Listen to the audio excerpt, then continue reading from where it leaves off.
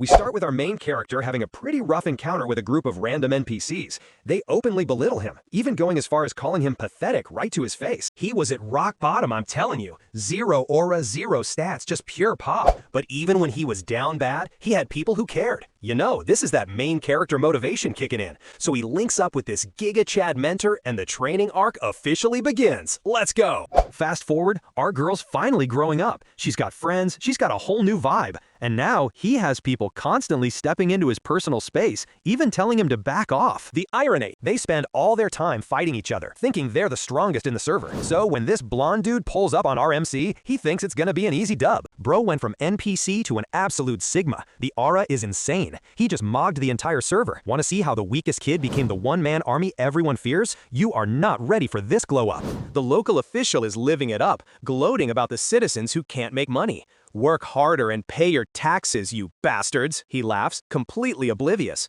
The beautiful woman beside him just smiles, pouring him another drink. He scoffs, "Someone told me you came to kill me, but do you think someone powerful like me would believe that?" With an enchanting smile, she reaches for a set of ornate bottles. "This is a special perfume that will grant you eternal rest," she purrs. Oh, he is down bad. The official, blinded by arrogance and lust, leans in close. "Interesting. Give it to me," he demands, grabbing her arm. He tries to pull her onto his lap, but suddenly a bead of sweat drips down his face. His cocky grin falters. He might have just realized he failed the stat check. Her smile turns cold as ice. "It's a poison," she whispers. The realization hits him like a truck. He clutches his throat, trying to draw his sword, but it's already too late. And just like that, it's a one-shot. The official collapses to the floor, his body lifeless. Our assassin looks down at the blood on her hand, completely unfazed. We are the Blood Hand, the assassins of justice. She leaves a bloody handprint on the wall, her signature calling card, and slips away into the night, her mission complete. Her name is Chris, an assassin from the kingdom of Southard, the ruler of the desert. Though a small nation, its people were strong. But in the shadows, corruption spread like a plague, led by powerful, greedy tyrants. And to fight them, a group was formed, the female assassins known as the Blood Hand. But long before she was a feared killer, Chris was just a kid. We see her pushed to the ground by a group of bullies. "Pathetic!" they shout. They laugh as she sits there, and two of them start charging up some kind of mana orb. These low-level NPCs are about to get a rude awakening. Suddenly, a girl with pigtails holding a glowing wooden sword dashes in. "What are you doing?" she yells. The bullies freak out. "Lily's here! Run!" They scatter like the cowards they are, leaving Chris on the ground. Lily helps her up with a smile. She tells Chris, "Let's join the knights so we can become strong enough to protect ourselves." Years pass. We see a peaceful night, and Chris is now a mother, sharing a meal with her own silver-haired child. The kid happily eats the stew, telling her mother it's delicious. Chris smiles warmly, explaining it's because of a special blend of herbs she made herself. The child eagerly asks, "How do you blend them? Teach me." It's a glimpse into the simple, happy life Chris fights to protect. We see a framed picture of a younger Chris with a man, holding a baby. A memory of a family that once was. She patiently teaches her child the secrets of her cooking. These quiet moments of eating together, of just being a mother and child, these were her only happiness. But that peace is fleeting. Later that night, the child wakes up to find her mother's bed empty. She gets up and looks outside a small prison-like window in the door. She sees her mother, now in full assassin gear, walking away into the darkness. Worried, the child follows her from a distance. She trails her to a large, opulent building. The child recognizes it. Isn't this the house of the former finance minister? Her mother slips over the wall, and the child peeks over, wondering what's going on. The scene inside is pure chaos. Chris is a whirlwind of death, taking out guards left and right. The kid is frozen in shock, witnessing her mother's brutal other life for the first time. After wiping out the last guard, Chris stands over the bodies, flicking the blood from her hand. But in her shock, the child stumbles, landing hard on the ground. "Ah!"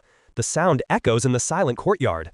Chris whips around, her eyes wide with alarm. She sees her child exposed.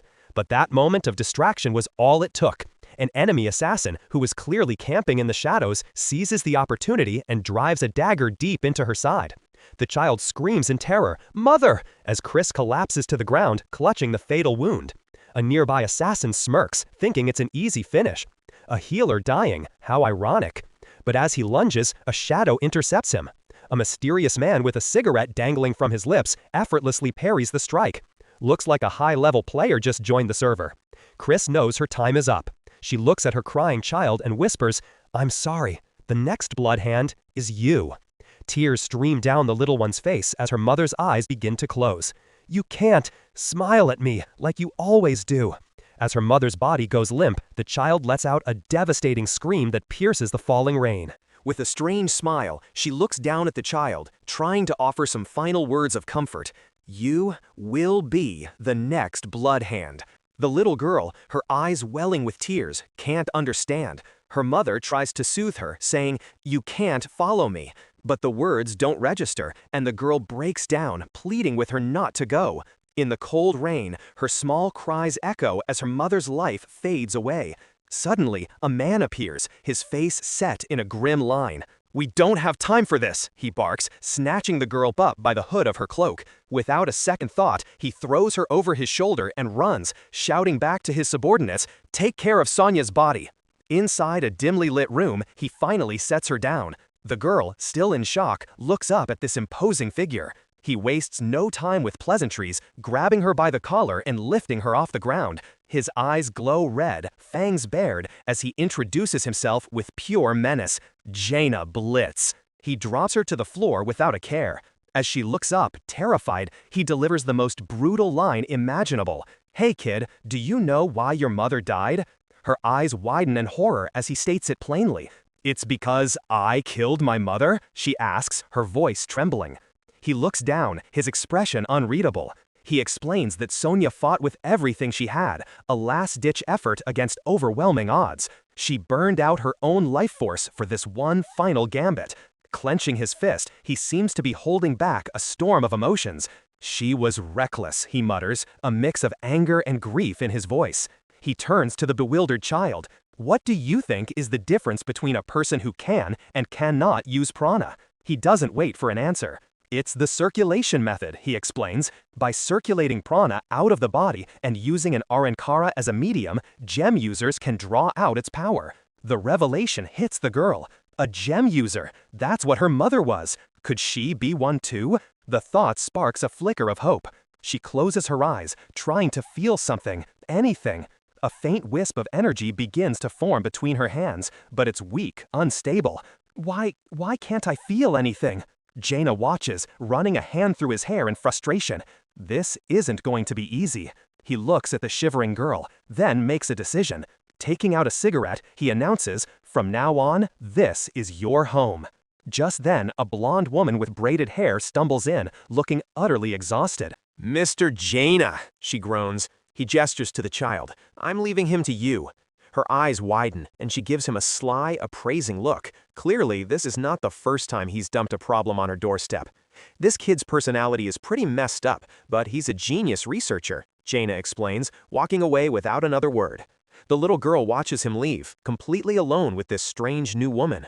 Later, the woman sets a plate of food on the table. "Well, let's eat," she says with a warm smile, trying to make the child feel at ease. But the girl is on high alert, watching her every move. The woman playfully puts on a straw hat, trying to lighten the mood. She takes a piece of bread and offers it, her expression gentle and inviting. Seeing the kid is still too scared, she decides to help with the cooking, showing her how to chop vegetables and add seasoning to the stew. Finally, the food is ready. The woman takes a tentative spoonful, her eyes closing in concentration. A moment later, they fly open. She raises the bowl in triumph, shouting, "It's delicious! It's the best!" But as the flavor settles, her expression shifts. A strange, warm energy spreads through her body. "I'm not imagining things, right? You didn't put something weird in this, did you?" In response, the child slowly raises a kitchen knife, her face completely deadpan. This kid didn't come here to play support. She's spec'd for DPS. The woman stares, flabbergasted, for a beat before sighing. "Come with me." Next thing you know, she's yanking the girl's old rags off. A full makeover is in progress. Moments later, the child stands there, cleaned up and dressed in an elegant blue gown. She looks uncomfortable, but undeniably cute. The woman can't contain her glee, swooping in for a massive hug. "So cute," she squeals, squeezing the life out of the poor, embarrassed kid.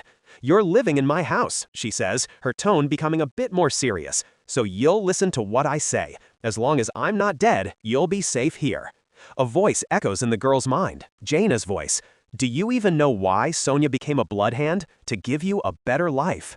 Standing in her new dress, the girl clenches her small fists, a new resolve in her eyes. I'll make Mother proud. The blonde woman smiles, patting her head gently. Okay, I'm going out for a bit. Be a good girl. She waves goodbye, leaving the child alone in the room. The girl whispers to herself, I won't be enjoying it, but thank you for caring for me. She turns and faces a large mirror, looking at her new reflection, ready to begin her new, strange life. The young girl stands before her mother, full of determination. I'll make Mother proud, she declares. Her mother smiles warmly, a knowing look in her eyes. Yes, Mother would be very proud. With a final wave, she departs, telling the girl to enjoy her meal. But as soon as she's gone, the girl pouts. I won't be enjoying it. She glances at her reflection in the mirror, a smile creeping back onto her face as she practices a small, hesitant wave. The scene shifts, a memory from long ago. She's much younger, carried by a man with a distinct scar on his face, her father. They stand before a simple stone grave. With a heavy heart, she places a small bouquet of flowers on the cold stone, a silent farewell. Years later, we find our little hero diligently sweeping the floor, while her guardian, the blonde adventurer, is passed out on the couch with a book over her face. Suddenly, a small voice calls out, followed by a persistent knocking at the door. A young girl with dark blue pigtails stands in the doorway, looking surprised. The commotion wakes the guardian, who groggily mutters, Who's making all that racket so early in the morning?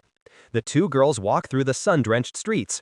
The silver-haired girl quietly says, My mother is dead. The new girl, Lily, looks down, her own expression somber. But our hero flashes a small, determined smile. I won't mope around anymore. I have to get stronger to take revenge for my mother. Lily looks up, a bit startled by this sudden declaration. Again? She asks. Lily then grins, slinging an arm around her new friend. You're an interesting one. Did you suddenly develop that kind of personality? She teases. A bit flustered, our MC can only blush in response. Lily suddenly dashes off, laughing. Let's race! But our MC just watches her go, calling out, Lily? Out of nowhere, a hand clamps over Lily's mouth. A shadowy figure grabs her. Lily! Our hero screams, her eyes wide with terror as her friend is snatched right in front of her. The kidnapper sprints away, disappearing into the indifferent crowd. She tries to give chase, her small legs pumping as fast as they can, but she trips on a loose stone and goes sprawling to the ground. She pushes herself up, gritting her teeth in frustration. The surrounding NPCs just stare, doing nothing. She's alone. I can't save her on my own. Panic sets in. She scrambles back to the only person who can help, bursting through the door and running to her guardian. The woman stops reading, sensing the urgency. After hearing the story, the guardian's expression turns serious. She knows Lily. She's from the Curtis family. She deduces that with the eldest son already in the Knight's Order, the kidnappers must have targeted the youngest and most vulnerable member. It's a classic move, either for ransom or because of a grudge against the family. A sly grin spreads across her face. A plan begins to form. I have an idea, she says, walking towards the girl. She presents a dark, formidable-looking outfit. This is something your mother left for you. It was meant for your childhood friend, but you need it more right now. As the girl dons the clothes, a powerful energy, prana, surges around her. This isn't just an outfit, it's high-tier training gear. How to use prana, the guardian explains, drawing a sword. That suit will teach you. She swings the blade down in a flash, but instead of panicking, the girl's body moves on its own. The suit activates a defensive buff, and she effortlessly blocks the steel blade with her bare hand, the impact sending a shockwave through the air. She stares at her palm, amazed. What? Is this power? The guardian chuckles. It's a special suit that guides your prana to protect you. She then reveals the real secret. Your mother was a brilliant researcher. She used to cook with all kinds of herbs that amplified prana. You ate that every day, so your prana levels are completely off the charts for your age. You've been chugging mana potions since you were born without even knowing it. Our hero is stunned. Her mother had been preparing her for this life all along. Is she really that amazing? The guardian just smirks. Hey, that's my line. Wasting no time, she sends the girl out with a kidnapper's note that had been delivered. The man who brought it looks on as the tiny, newly equipped warrior accepts her first quest. The note is simple, an address in the West District. As the girl dashes off, the guardian grabs her arm. Wait, that's the Bloodhand's turf. You can't just run in there looking like that. You'll aggro every mob in the zone. She pulls out a small bag of colored stones. Here, take this. Hide it in with those ordinary rocks. She places a shimmering green gem onto a beret and puts it on the girl's head. This should provide a decent stealth buff. Now go. All right, here's a little something for you, Lily says, handing over a gleaming green gem. And don't lump it together with your pebbles. This one's special. She gently places the gem on the young girl's forehead, and instantly, it activates. A surge of power envelops Jaina, like she just equipped a high-tier artifact. And with this new power, a single thought crystallizes in her mind. This time, it's my turn to save Lily. With newfound determination, she infiltrates the enemy's hideout, moving with a stealth she didn't have before. Peeking around a crate, she spots the situation. A group of low-level thugs, and on the floor lies Chris, unconscious. They've captured her. The gem on her forehead glows, its color shifting from a tranquil green to a fierce, burning red. She recalls Lily's words, a memory of another gift, a small, potent vial. With this, Lily had said, you can slice through even a block of iron with ease. Clutching the vial, which now hums with energy, Jaina steals her resolve. All right. She makes her presence known, stepping out from the shadows. One of the grunts, completely caught off guard, turns around. Huh? Who the hell are you? He barks. But Jaina is already in her fighting stance, ready to throw down. His initial surprise turns to mockery. He and his buddy start laughing. Looks like easy prey just showed up. The other NPCs in the room start to close in, thinking this is a freebie. They lunge forward, a flurry of blades aimed at the small girl. But she's not the same person she was. She effortlessly dodges the first swing, and with a flick of her hand, unleashes a pulse of energy. The thug is completely stunned as his sword is ripped from his grasp. It's a total stat check, and he just failed miserably. She moves like a blur, a whirlwind of motion weaving between the clumsy attacks. Another swing, another parry, another disarm. These guys are getting absolutely styled on. One of them can only stammer, "What the hell?" Standing amidst the chaos, her aura flaring, she gives them one final warning. If you value your lives, release her. The grunts are clearly panicking. One of them cries out, "Boss!" And that's the cue for the raid boss to enter. A much larger, more intimidating figure steps forward. He looks at his failing underling and says, "Sorry," before, bam, a flash of movement. The boss just one-shot his own guy for being useless. Blood splatters as the subordinate falls. Jaina is shocked, speechless. This guy isn't playing around. He's standing right over Chris, his blade dripping with blood. The boss lets out a chilling smirk. Fair enough. I'll just acknowledge your courage in coming here alone. The air suddenly grows cold as he activates his own skill, a frosty aura gathering in his palms. He's using an ice element build. He unleashes a volley of razor-sharp ice shards. Jaina reacts instantly, dodging and weaving through the projectiles. The floor freezes over, forcing her to slide and flip just to avoid getting hit. The boss taunts her from across the room. "Hey, what's wrong? All you gonna do is hide and run?" She's clearly on the defensive, struggling to find an opening. He closes the distance in an instant, his fist glowing with condensed frost. "I'll sell you to the slavers for a good price," he roars, ready to end it. But then we cut back to Lily, who has a sudden horrifying realization. I forgot to mention, there's a time limit. Oh, that's not good. The buff is about to expire mid-fight. The boss's icy attack suddenly fizzles out, shattering into harmless mist just before impact. He looks up in confusion, only to see two figures standing behind him. One is a stoic-looking man with twin blades, and the other is our protagonist, looking completely unfazed. The cavalry has arrived. The twin blade user is introduced, Glenn Ritter. Our protagonist turns to him. "Young master, do we need introductions?" He casually lights a cigarette, looking almost bored. Poor bastard, really. From behind them, Jaina recognizes the newcomer.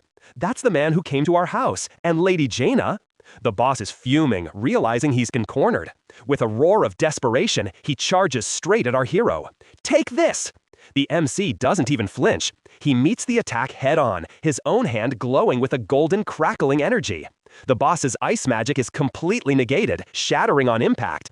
The dude is just built different. What is all the boss can manage before he's completely overpowered?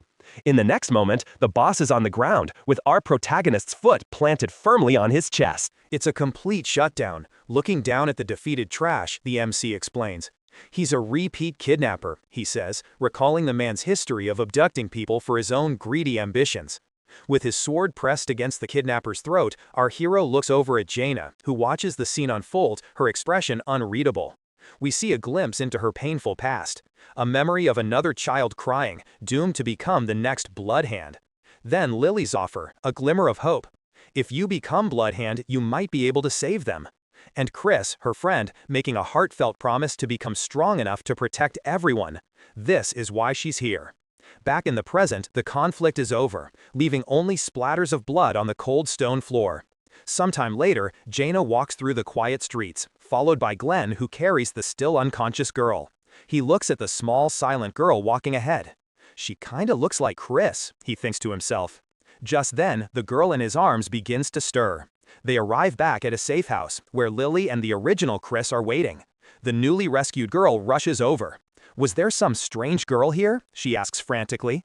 She bows deeply. Thank you so much. You kept my friend safe. Lily smiles gently. Well then, I'll get back to my research.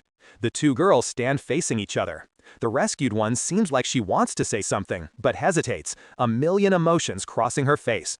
Then her expression hardens into one of pure resolve. I said I'd back off, but this isn't right. Tears welling in her eyes, she clenches her fist. I have to protect Chris myself. She storms off toward a large, imposing mansion. Inside, our MC is sitting, waiting for her as if he knew she'd come. Already, he says coolly. There's no turning back. Jaina looks up at him, her gaze unwavering. She's made her choice. In the streets, some kids are having a debate. One argues, "Dummy, the Bloodhand are our allies, right? If you stay out late, Bloodhand will come punish the naughty kids." Another chimes in excitedly, looking at the chalk drawings on the wall. They're so cool, they take care of the real bad guys for us. He points to the drawings, one of a man with a distinctive headband, and the other of a woman he calls the cool and pretty commander of the knights. But just as they're admiring their handiwork, a shadow falls over them. A silver-haired woman in an elegant dress steps out from a nearby building. The kids freeze, their playful mood instantly vanishing. It's her, the commander from their drawings. Panic sets in, and they scramble to their feet, running away as fast as their little legs can carry them. She watches them go, a small, knowing smile playing on her lips. Later, the scene shifts indoors. The figure removes their outer garments, revealing a slender male physique. Turns out the beautiful commander is our guy. He slips into the simple, unassuming clothes of a commoner, his entire aura changing from imposing to ordinary. He flips a wooden sign on a door, marking the establishment as open for business. As night falls, the city's lights give way to a brilliant moon, and the streets fill with people looking for a place to unwind. Inside a lively tavern, the air is thick with laughter and the clinking of mugs. At one table, a man named Chris tells his companion not to drink too much, but she just scoffs, asking, "Do you think I'd get drunk from this?" Just then, our hero, now in full NPC server mode, arrives with a cheerful grin. "Here you go, 2 large beers," he announces, placing the mugs on the table. Chris thanks him, and the woman remarks, "Oh, fast service." He replies with a smile, "Right away, please wait a moment." But as he turns to leave, the woman's eyes narrow. She's shocked, whispering to Chris, "When did you get the beer?" She tugs on his sleeve, her expression serious as she asks if he's the real deal.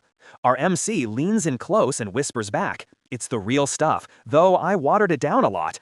She seems satisfied, simply replying with a quiet, "Thanks."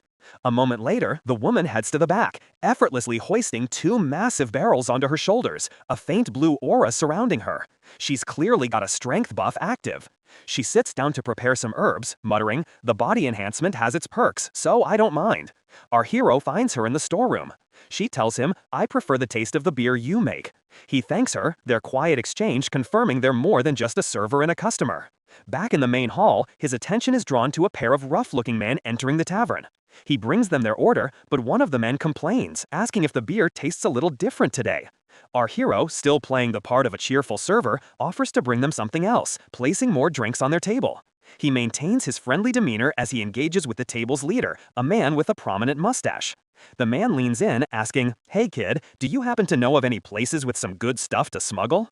Our protagonist's eyes flash for a second before he leans in conspiratorially. Actually, there is one place, a warehouse filled with goods that even the officials can't seize. The man scoffs at the information. Huh, if Bloodhand really exists, then why haven't they come for me? As our hero walks away, he thinks to himself, in every era, there are always those who think they can get away with anything, buying or twisting facts with money. Later that night, the mission is set. In a private room, he reads over a piece of paper. His eyes narrow with cold focus. Next target is Rajendra. Elsewhere, a woman with flowing silver hair gets ready. She's applying red lipstick, her nails already painted to match. Dressed in a striking assassin's garb, she moves with silent grace through a lavish room. She stands over the bed of a sleeping man, her target, Rajendra. He wakes with a start, groggily asking, "Who are you?" He sits up, his large frame tensing as he recognizes something about her. "My subordinate, did you kill him?" She holds up a familiar-looking document, the kill order. Her voice is calm, yet chilling. "That's exactly why I came here." A flicker of memory hits him, the informant's description. The woman with red nails. The horrifying realization dawns on him. It can't be. Bloodhand? Ugh! He frantically scrambles for a rope by his bed to summon his guards. Pulling the rope, he screams with a mix of fear and bravado. "You're the one getting erased!" 2 guards burst into the room, swords drawn. "Calling me out at night like this?" one grumbles. Rajendra points a shaking finger at the assassin. "That woman's a bloodhound! Kill her!" She simply watches them approach, a confident, almost bored smile on her face. Quite a ruckus. The guards charge forward, ready to strike. But with a single, fluid motion, a flash of her hand, it's over. They barely have time to gasp in pain before they collapse to the floor. A clean one shot for the both of them. All of Rajendra's men are down. She stands amidst them, completely untouched. The target is now alone, cowering in fear. "Don't come this way," he pleads. She casually picks up a nearby decorative lamp, juggling it playfully as feathers from a broken pillow float through the air. He watches in terror as she closes the distance, her smile never faltering. She reaches out and grabs him by the collar, her eyes glinting in the moonlight. It's game over. The portly man grovels, desperately trying to bargain for his life. "You can have money, man, anything you want. If you just let me go, I'll give you whatever you desire." But the imposing woman standing over him is completely unmoved. Her expression is cold, a stark contrast to her strangely serene words. "May we never meet again under the blessing of the Aranka gem," she says with a chilling smile. And with a final, almost gentle, "My prayers go with you," she unleashes a blast of dark energy, one-shotting the guy without a second thought. Mission complete. She dusts herself off, her mind already on the next objective. Now then, where might the hidden ledger be?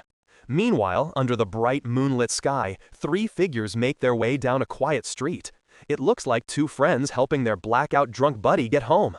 The one being supported seems completely out of it, leaning heavily on their companion, who looks thoroughly annoyed. As they walk, a grumbled complaint cuts through the night. "Rajendra's bastard is raising the tax on construction materials again? We're not his personal wallet, damn it! Ever since he became the finance minister, he's been bleeding us dry." But as they continue, the third member of their party, a blonde man walking ahead, suddenly comes to a halt. This is the first Knight Commander, Alf Zard, and his senses are telling him they're not alone. The act is dropped in an instant. The long-haired individual, no longer pretending to be drunk, tells their companion, "Sorry, go on ahead. I just remembered something." Their eyes are sharp, focused. The drunken stupor was just a cover, a low-profile way to move through the city. Back at the scene of the assassination, the woman has found the ledger. She flips through it, mission accomplished. Stepping out onto the balcony, she surveys the city under the moonlight, completely unaware she's being watched. Down below, Zard's gaze is locked onto her position. The woman smiles, sensing his presence. My, it seems I have some company." In a flash, Zard is behind her. It's the classic, nothing personal kid maneuver. He's on one knee, hand outstretched as if he just landed. She turns to face him, a playful look on her face. My, quite the bold knight, aren't you? Came all this way just to see me?" Zard rises, his expression deadly serious. "A gem user of your caliber doesn't just get some fresh air." Dark energy crackles around his hand as he lunges forward. "You're here because you enjoy taking lives, aren't you?" She remains completely unfazed, a smirk playing on her lips as his attack dissipates just inches from her face. Zard isn't surprised. He knows what he's up against. So, that gem on your hat, it must be the flame jewel. His own energy ignites, manifesting as a blazing spear. his eyes narrow, filled with killing intent. I won't hold back, even if you're a woman. Back with the other two, their path is blocked by a man casually leaning against a wall, a cigarette in his mouth. General Jaina. This is General Jaina Blitz, head of the military, the man who oversees all knight commanders. He looks relaxed, but his eyes are sharp.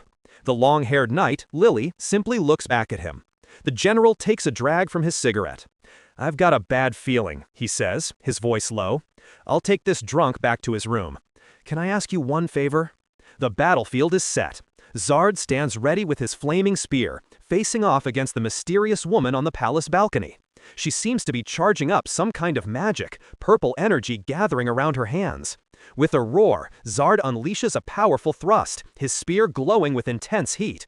A heavy strike, straight for the heart. But she parries it with one hand. Not a scratch on her. It's a total stat check, and she's passing with flying colors. Zard recoils slightly, and a flicker of recognition crosses his face. This perfume scent. He remembers finding bodies, officials and nobles, all slain without a trace, save for this exact lingering fragrance. The pieces click into place. He looks at her with dawning horror and realization. "You're the Blood Hand, aren't you?" Her eyes narrow, a faint, sinister smile confirming his accusation. Zard's resolve hardens. "Today, for sure, I will stop you." The Blood Hand scoffs, summoning a weapon of her own. "If you can, by all means, try." A brilliant blade of pure fire materializes in her hand. Down below, a pair of guards watch the confrontation with awe. What's the king's blade doing? To see Southart's top gem user fight today, what a sight! Zard launches another attack, but the Blood Hand mirrors his movements perfectly. He stares in disbelief. Her control over the flames, it's identical to his. She holds her own flaming sword, the energy crackling with the same intensity. He realizes the terrifying truth. She can perfectly replicate any technique she sees. The Blood Hand smirks, a bead of sweat on her temple. It's not a perfect copy, it clearly takes some effort. Zard readies his stance, realizing this is going to be tougher than he ever imagined. She has a literal skill copy glitch. She launches forward, her movements a blur, pushing him back. He parries and dodges, but she's relentless, a perfect copy of his own fighting style. He grits his teeth. This bitch, what is she? How can there be such a gem user? The Blood Hand's attacks are brutal. She mocks him, asking if this is all the king's blade is capable of. Zard pushes her back with a burst of flame. "You're the one talking. You're not even using your own moves." He swings his spear wide, trying to create distance, but she flows with it, blocking every attempt. He realizes the grim reality of the situation. He's just not leaving any openings at all. Suddenly, a torrent of water erupts between them, forcing both fighters to leap back. Lily, the knight from before, lands gracefully between them. Her earring glows with a soft blue light. Her eyes blaze with power as she summons a massive blade of condensed water. This is the second knight commander, Lily Curtis, and her torrent jewel. The Blood Hand looks genuinely surprised, recognizing her. Lily! The tables have turned. What was a one-on-one duel has just become a 2v1 boss fight, and the Blood Hand is powering up, preparing to take them both on. A sudden realization hits him. He activates his comms, a small blue earring lighting up. Across the city, a member of the Second Knight's Order, Lily Curtis, answers the call. With a fierce cry, she unleashes her ultimate, Torrent Akrandar, channeling a massive wave of water magic into her blade. But her opponent, a mysterious silver-haired woman, just smirks. "Lily," she mutters, unimpressed by the incoming attack. With a simple gesture, she concentrates her own purple energy, preparing a counter. She calmly assesses the situation, thinking, "Things aren't looking great for me right now." Just as Lily's attack is about to land, a new challenger enters the fray. A blonde swordsman, his blade wreathed in fire, lunges forward. But the silver-haired woman moves like she's got a speed hack. She effortlessly gets inside his guard, her hand glowing with dark energy. In a complete stat check, she parries his flaming sword with her bare palm, the dark energy completely neutralizing the attack. The swordsman is stunned. He can't believe the massive power gap. The woman looks at him with a knowing smile. "Me too," she says, pulling out a small vial. She crushes it, unleashing a cloud of purple smoke. Mirage mist. The mist billows out, instantly obscuring her from view, and she vanishes into the night sky like a ghost. The two knights are left standing in the dissipating smoke. "She disappeared," one shouts. A faint voice echoes on the wind. "Goodbye." Staring into the empty space, the blonde warrior can only mutter, "That woman." But Lily recognizes the technique. Her eyes widen in shock and rage, a single name escaping her lips, filled with venom. Bloodhand. The mysterious assassin known as Bloodhand flies silently through the moonlit sky, another successful mission under her belt. Meanwhile, in the desert kingdom of Helios, political gears are turning. Historically, the throne of Helios was forged in blood, with brutal fights for the crown being the norm. The current king, Graham Van Dalta, was the first in a long line to take the throne peacefully, a stark contrast to his predecessor, a king twisted by paranoia who slaughtered all other potential successors without a shred of mercy. King Graham is renowned as a wise ruler who has built a peaceful reign, beloved by his people. However, the shadow of succession looms once more. Of his many children, only 2 have the right to inherit the throne. The first prince, Haruja Vanasimba, a stern and respected military man, and the second prince, Kujula Vana Helios, a charismatic and popular figure among the common folk. Back at the scene of the fight, the 2 knights reflect on the night's events. They're aware of the powerful figures moving in the shadows, and the shadowy organizations, like the one marked by a simple black handprint, that operate with impunity. Lily comments on these powerful figures and their shady connections. Her partner agrees. "Yeah, that's right. As knights, we can't just let vigilantes do whatever they want," she says, her voice laced with frustration. "We need to deal with the ones even we can't judge properly." She clenches her fist, trembling with anger. That killer, acting like a hero while sneaking around. The blonde knight remains calm. "But the truth is, there are some people we can't touch." He sighs. "Leave this to me." Check another room. He walks off, leaving Lily to her own investigation. She gives him a sidelong glance, still annoyed but trusting his judgment. She gestures to another guard, giving orders before proceeding into a nearby building. Inside, she finds the room in disarray, a clear sign of a struggle. But as she steps in, something catches her attention. A faint scent hangs in the air. "I think I've smelled it before. Isn't this the same herb they use at Chris's tavern?" At that very moment, in the royal palace, a messenger kneels before the second prince, Kujula. The guard at the door wonders, what brings them here this late? Kujula, however, seems to be expecting him. "Never mind, let him in." The messenger, out of breath, reports, "Your Highness, Bloodhand." But the prince cuts it off. "I, Kujula Vana Helios, will deal with it." After dismissing the panicked messenger, Kujula calmly addresses a shadowy figure behind him. That leaves 4. He smiles, clapping his hands softly. The plan is proceeding perfectly. He looks back, a confident grin on his face. "I've got a feeling things are about to get interesting." Standing beside him is a young man with silver hair, his expression cold and detached. In a private study filled with books, a handsome man with black hair and red eyes is working at his desk. Suddenly, a figure lands silently on his window ledge. It's the assassin, Bloodhand. He doesn't even look up from his work, a sly smirk playing on his lips. "I see you got some help for a while." "Is Alf that strong?" he asks, finally looking up from his papers. The question seems to hit a nerve. Bloodhand gets flustered, her cool assassin persona shattering as she puffs her cheeks out in annoyance. She plops down on a nearby couch, grabbing a pillow and hugging it like a child. "You're right," she pouts. He turns back to his book. "Don't worry about it. Alf is strong, but he's good at stealth and has a secret sweet tooth. That gap is great, Tilda." "I'll tell him you said that," he adds with a chuckle. She immediately panics, waving her hands. No, I was just joking." He tosses her a heavy pouch of coins for the completed job. "Once we have the next target, I'll summon you again." She catches it with a confident smile. "Of course, leave it to Bloodhand." But just as she's about to leave, there's a knock at the door. His relaxed demeanor instantly vanishes. He calls out a name, his voice tight. "Jaina." A bead of sweat rolls down his face. This visit is unexpected and very, very bad. The door opens to reveal Prince Kujula smiling warmly. "Sorry for dropping by so late." The contractor forces a smile, but the panic is clear in his eyes. He's been caught. Our protagonist stands before a grand door, calling out a single name, Jaina. With a slightly nervous smile, he announces his arrival. "Sorry for dropping by so late." Greeting him is a man with a warm, regal presence, flanked by a silver-haired attendant who looks far less pleased to see him. Standing behind Jaina is another associate, a silver-haired woman with an equally sharp gaze. The regal man, seemingly the leader of this little faction, questions him. "Coming all the way here at this hour?" He continues, his smile unwavering, but his words carrying weight. I'm sure you're aware that the king isn't very fond of you, right? Yes, I know, Jaina replies, but he's not the one who should be leading this country. The silver-haired woman chimes in, her voice cold as ice. Poison. The noble faction runs everything as a united front. The leader explains the gravity of their situation.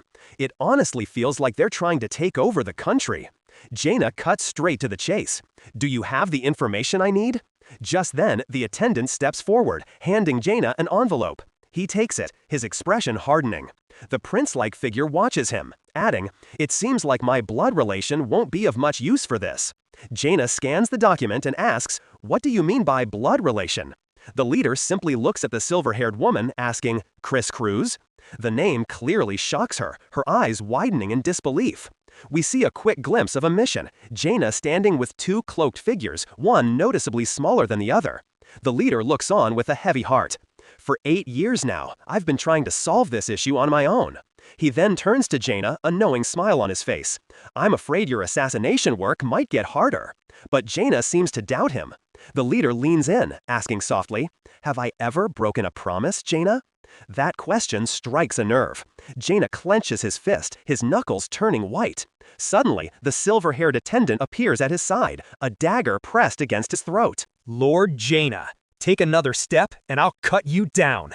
Jaina doesn't even flinch. A smirk plays on his lips. A secretary is bearing fangs at a general? You're prepared for the consequences, right? The leader tries to defuse the situation, looking slightly exasperated, but it's too late. In a blur of motion, Jaina grabs the attendant's arm, his grip like steel. The dagger is completely neutralized. I told you not to get close, he snarls. The attendant is stunned by the sheer power difference. It's a pure stat check, and he just failed miserably. He grits his teeth, trying to save face. Your constant disrespect toward His Highness, Jaina yells back, his fangs showing. What the hell is with your rainbow prana? You gotta be kidding me! The attendant fires back. You think you're a big deal just because you've mastered prana? The two get right in each other's faces, arguing like children. So what? Does being a general make you great? His Highness still outranks you. Shut up! I've known him since we were kids. I've served His Highness since I was a kid. Meanwhile, the silver-haired woman watches the entire spectacle with a serene, amused smile on her face. Their leader finally steps over, patting her on the head. "Blood hand," he says with a fond smile. At the same time, the attendant, still fuming, lunges at Jaina again. The leader claps his hands together, finally putting a stop to the bickering. All right, that's enough from both of you. He puts on a warm smile, trying to smooth things over as his two top subordinates continue to glare at each other. He then gestures to the silver-haired woman. Who knows? I think this is the first time we met, Jaina says, finally acknowledging her presence. Later that night, the city is buzzing with rumors. I heard Bloodhand showed up last night. You mean that rumor about the finance minister getting killed? Who knows? But that Bloodhand sure is something. A lone figure in a white hood walks through the streets, their destination a dimly lit tavern. Inside, the woman known as Bloodhand turns her head, sensing a presence. Jaina stands there, his hood now down. He moves like he's using a speed hack, closing the distance in an instant. He pins her against a post, his hand gripping her arm. She's utterly shocked, completely caught off guard by his sudden move. He leans in close, his face just inches from hers, a silent, intimidating message passing between them. The knight leans in close, his voice a low whisper right against our hero's ear. Chris's eyes go wide, completely caught off guard as he's suddenly pulled into an embrace. A blush immediately floods his face, his mind short-circuiting from the sudden proximity. He's practically vibrating with confusion, stammering as the knight grabs him by the shoulders, his expression dark and intense. What are you doing here? He demands, shaking Chris slightly. How much do you know? Chris can only stare back, totally bewildered. The knight's grip is firm, his eyes searching for answers. His mind flashes back to the previous night, trying to connect the dots. He'd been debriefing with his order, going over the intelligence reports. And that's when a crucial detail, a scent he'd ignored, clicks into place. A detail that now seems incredibly important. Back in the present, his accusation hangs in the air, but Chris just looks hurt. What is that supposed to mean? The knight, realizing he might have gone too far, runs a hand through his hair in frustration. I never said I suspected you. Chris seems to take a moment to process, the tense standoff hanging between them. A painful memory surfaces in his mind, a younger version of himself weeping over a fallen comrade. This is why he's here. This is his motivation. But just as the atmosphere gets heavy, it's shattered by a new arrival. A blonde woman, Layla, emerges with a massive yawn, the commotion having clearly woken her up. The knight tries to deflect. This has nothing to do with you, Miss Layla. But she's not having it. Oh, really? You were yelling so loud you woke me up. She continues, coolly dismantling his entire theory. Besides, that evidence can't connect Chris to Bloodhand. I don't want to jump to conclusions. That herb you smelled, she explains with a sly smile, it's easily found in oases all over this country. Basically, his one lead was just a common environmental asset, a total questline glitch. The knight is speechless. Layla then smoothly slides up to Chris, draping an arm around him. Then you should keep your distance from Chris, right? She teases, adding, you're childhood friends, but don't you think it's better to keep your distance? The knight is completely flustered, stuttering as he backs away. Looks like he just failed a charisma check. Our boy Chris, however, is completely unfazed by the drama, just beaming with a cheerful smile. He slides a cup of tea towards the knight. Don't worry about it, he says, either a master of de-escalation or completely oblivious. The knight just stares at his hands, his mind still trying to reboot from that whole exchange. Chris, however, is already back on topic, trying to figure out the next step. The knight, still thinking, mentions a possibility, while Layla listens intently. He clenches his fist, the frustration still simmering. The man thereafter is apparently a major problem. His name is Rajendra, a powerful minister. Chris just listens, his expression turning serious. The knight finally reveals a key piece of information. The knights were investigating Rajendra's crimes too, so how can I just accept someone like you spying on us? He's clearly heated, not a fan of civilians messing with the main questline. The three of them sit down, the tension slowly diffusing as they start to strategize. But Layla clarifies a point. Rajendra isn't the final boss. That's right, the knight agrees. There's another target, someone higher up the chain, the Minister of Finance, Benadu Mogdaf. So he's the most likely next target for Bloodhand. Layla, seeing another perfect opportunity, leans in close to the knight once more. And just like clockwork, he gets flustered all over again, while Chris watches on, completely baffled by their dynamic. Meanwhile, in a lavish palace, we meet the man himself, Minister Benadu Mogdaf. An aide nervously informs him about the budget for an upcoming event, but the minister, lounging with his harem, is unconcerned. With only this much budget, he says with a sneer, it will be a measly affair. His aide looks shocked. Mogdaf smirks, revealing his true intentions. The money is to hire escorts, right? It's fine. He makes it clear the whole event is just an excuse to indulge himself. But just to satisfy his lust, what an absolute creep. The guy's villain stats are maxed out. Back at the inn, the discussion continues. Layla mentions other potential targets for Mogdaf's depravity, the one hardly anyone's ever seen, and that mysterious researcher beauty. The image of Mogdaf's lecherous grin confirms he's exactly the kind of scumbag who would target them. Later that night, a new mission arrives. A letter is discreetly passed into the knight's hand. The party assembles and Chris reads the objective aloud.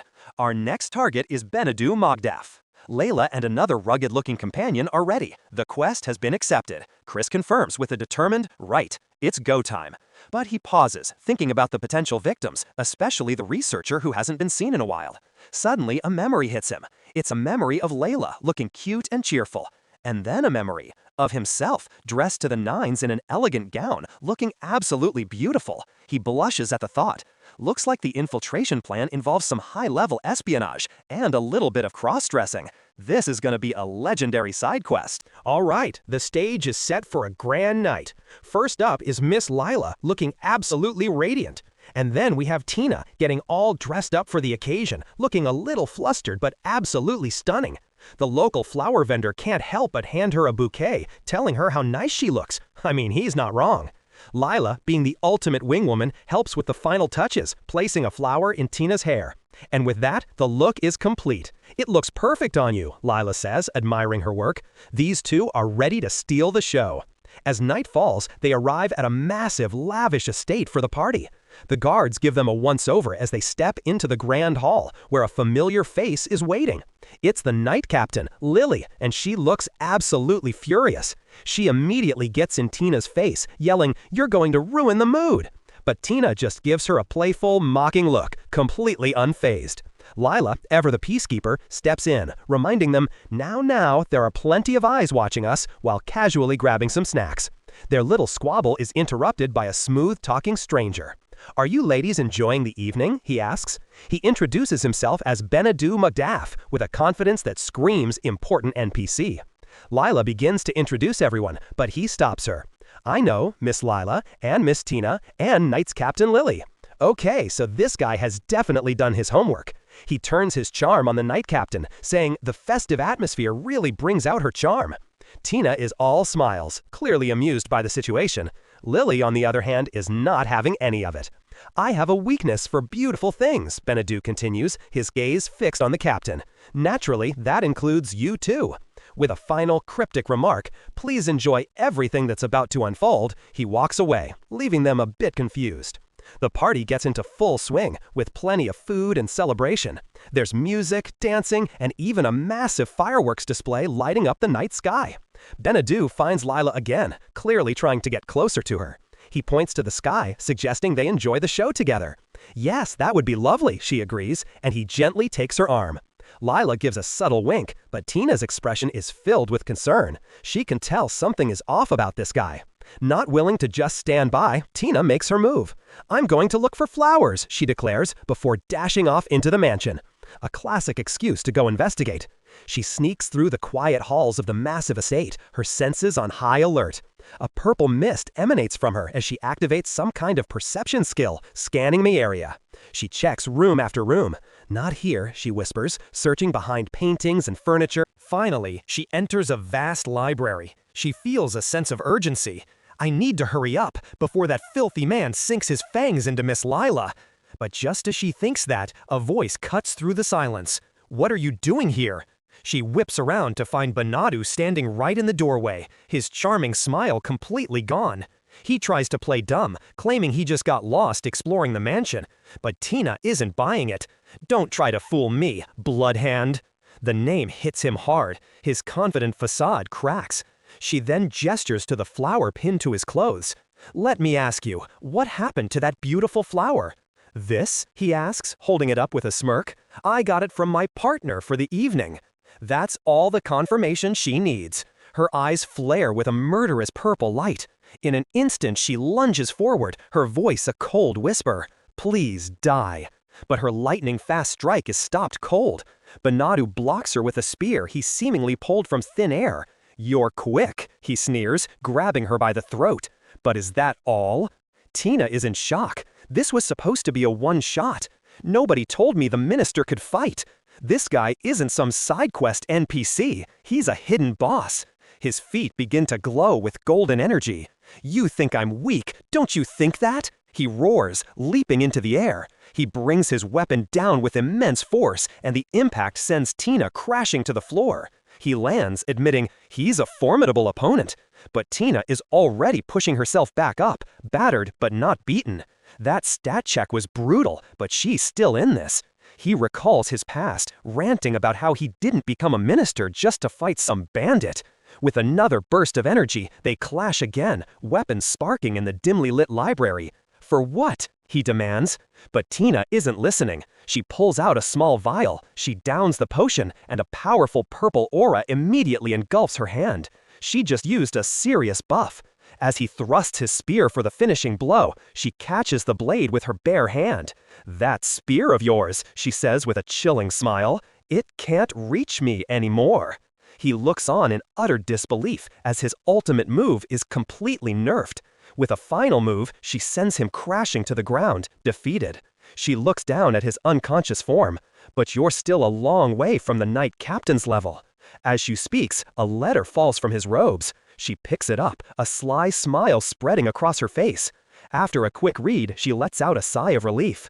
"No wonder I couldn't find it anywhere in the mansion." With the objective secured, the silver-haired operative gives a sly wink.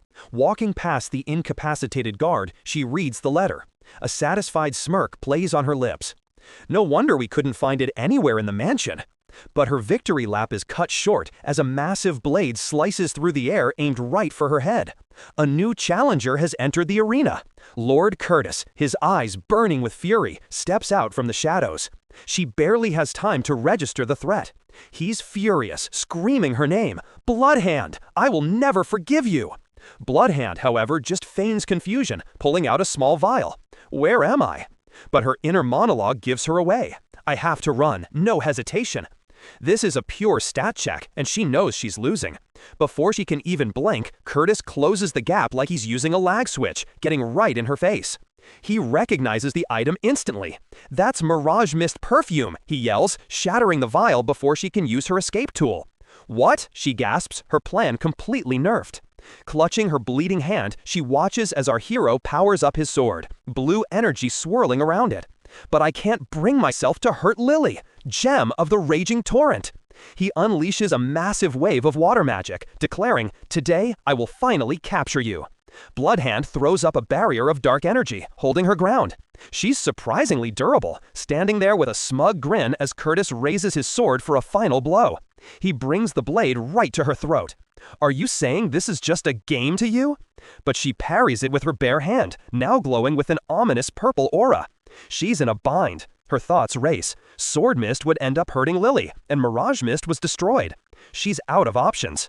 A quick flashback reveals the origin of her next move. A blonde woman named Lila is holding a heart-shaped bottle, being told that the charm mist inside is actually a failed creation. Back in the present, Bloodhand pulls out that very same bottle, the so-called failed item. With a wicked smile, she unleashes the charm mist. Curtis knows he's in trouble. He gathers his water magic again, blasting a torrent forward to disperse the pink mist. The force knocks Bloodhand back against a bookshelf, but the damage is already done. Curtis stands over her, his expression softening? He's blushing. The debuff landed. The charm mist actually worked. Curtis knows he's in trouble. He gathers his water magic again, blasting a torrent forward to disperse the pink mist. The force knocks Bloodhand back against a bookshelf, but the damage is already done. Curtis stands over her, his expression softening? He's blushing. The debuff landed. The charm mist actually worked. Curtis knows he's in trouble. He gathers his water magic again, blasting a torrent forward to disperse the pink mist. The force knocks Bloodhand back against a bookshelf, but the damage is already done. Curtis stands over her, his expression softening? He's blushing. The debuff landed. The charm mist actually worked. Bloodhand seizes the opportunity, walking past the stunned Curtis. Farewell, Lord Curtis. She makes her way to another chamber where a woman, Layla, is sleeping soundly. Now you're safe, Bloodhand says softly, looking over at a group of other women now freed from their bonds. She gently lifts Layla into her arms, leaping from the mansion into the moonlit sky and placing her safely in bed. Meanwhile, Curtis is still frozen in the library when his blonde-haired companion finds him. She certainly hardened her arm like a sword, his friend muses, analyzing the fight. Curtis snaps out of his daze, realizing the implications. A power that deviates from the principles of gems, the gem that Bloodhand possesses. What is it? He rushes to the room where Layla was taken, only to find it empty, save for a single note left behind. Reading the taunting message, his face contorts with rage. Are you saying you've done me a favor? He crumples the note, screaming into the empty room, Bloodhand! Elsewhere, Bloodhand reports to her client, handing over the stolen documents. Oh no, she sighs, although I didn't expect to have to fight. The room is filled with her eclectic teammates. One scolds her for being reckless, while the leader sits calmly on a couch. I was the one who made the request, he says with a smile. I was waiting for your return. While her companions bicker like NPCs in a crowded tavern, Bloodhand just sweats nervously. The white-haired man finally gets serious, beginning his report. We have discovered that the Minister of Finance and the Minister of Riverways were secretly communicating. He continues, laying out the conspiracy. There were rumors of the minister abusing his authority to smuggle on-call gems to the neighboring nation of Shahad. The leader nods, pleased with the intel. We have been greatly troubled by him. However, depending on the analysis of these documents, we may be one step closer to reform. He turns his gaze to Bloodhand. In any case, I must express my gratitude. To you, Bloodhand, I'll be counting on you next time as well. With a determined look, she gives a small, satisfied wave, her difficult mission finally complete. The High Priest gives a benevolent smile, clearly pleased with the outcome. He formally expresses his gratitude to the assassin known only as Bloodhand. He looks her dead in the eye. I'll be counting on you. Bloodhand gives a cold, determined stare, accepting the mission. But this whole arrangement isn't sitting right with our MC's companion, who shouts that the whole thing is absurd. As they leave, Bloodhand gives a smug little wave goodbye. The next morning, our hero Chris wakes up with a big stretch. He walks out to find his companion, Lila, already enjoying a cup of tea. "Morning, Lila." She smiles, thanking him and saying she had a great night's sleep. But her mood flips on a dime. "No, it's not good at all. My precious research time," she wails, clearly more addicted to her work than a good night's rest. Chris, with a slight sweat drop, casually mentions, "The mirage mist was broken yesterday." This news seems to shock not only Lila, but in a quick flash, we see it also shocks the assassin, Bloodhand. As Lila processes this, Chris maintains a cool, slightly smug smile. She quickly recovers, winking playfully. It means the ingredients can't be found in this country. Chris's own smile falters. He realizes he was played from the start. Lila chugs her drink, teasing him about falling for her little prank. Chris tries to play it cool, denying it, but he can't hold it in and bursts out laughing, leading to both of them sharing a genuinely fun moment together. Meanwhile, in a sun-scorched desert kingdom, two warriors are locked in a serious sparring session. The general, a laid-back swordsman with a toothpick in his mouth, faces off against a determined blonde knight. The blonde declares that he and the general will work harder, but the general just scoffs. "Don't include me in your head count." It turns out this whole sparring match was the general's idea to help his sister Lily unwind after she got tangled up in the whole Bloodhand affair. Back at the tavern, Chris is trying to get information out of Lila. She teases him, asking just how badly he wants to know, before whispering the name of the region they need to go to, Shihad. She strikes a cute pose, saying it wouldn't be fun if she just gave him the answer. When Chris gets flustered, she decides to end the charade. "All right, let's end this farce here." Lila explains the main ingredient for the mirage mist is the egg of a mirage lizard, a creature that only lives in Shihad. A new quest objective has appeared. Chris is dumbfounded. She told me so easily? Then what was all that suffering for? This NPC's questline is a real troll. Just then, the tavern door jingles open, and two figures in official-looking white uniforms walk in. One of them, a stern-looking woman with a dark ponytail, sits down with her arms crossed, radiating a seriously ticked-off aura. Chris nervously greets her. Lily?" Both he and Layla immediately go into full-on apology mode. Her companion, however, is the complete opposite. He introduces himself with a flourish as the Third Knight Commander Marto Curtis. Seeing Lily's foul mood, he offers her a sweet to cheer her up. Lily scoffs, claiming a simple sweet won't be enough to quell her anger, but the moment she takes a bite, her expression completely melts. That dessert just landed a critical hit to her morale. Chris can't help but point out, "You're eating it with such relish, though."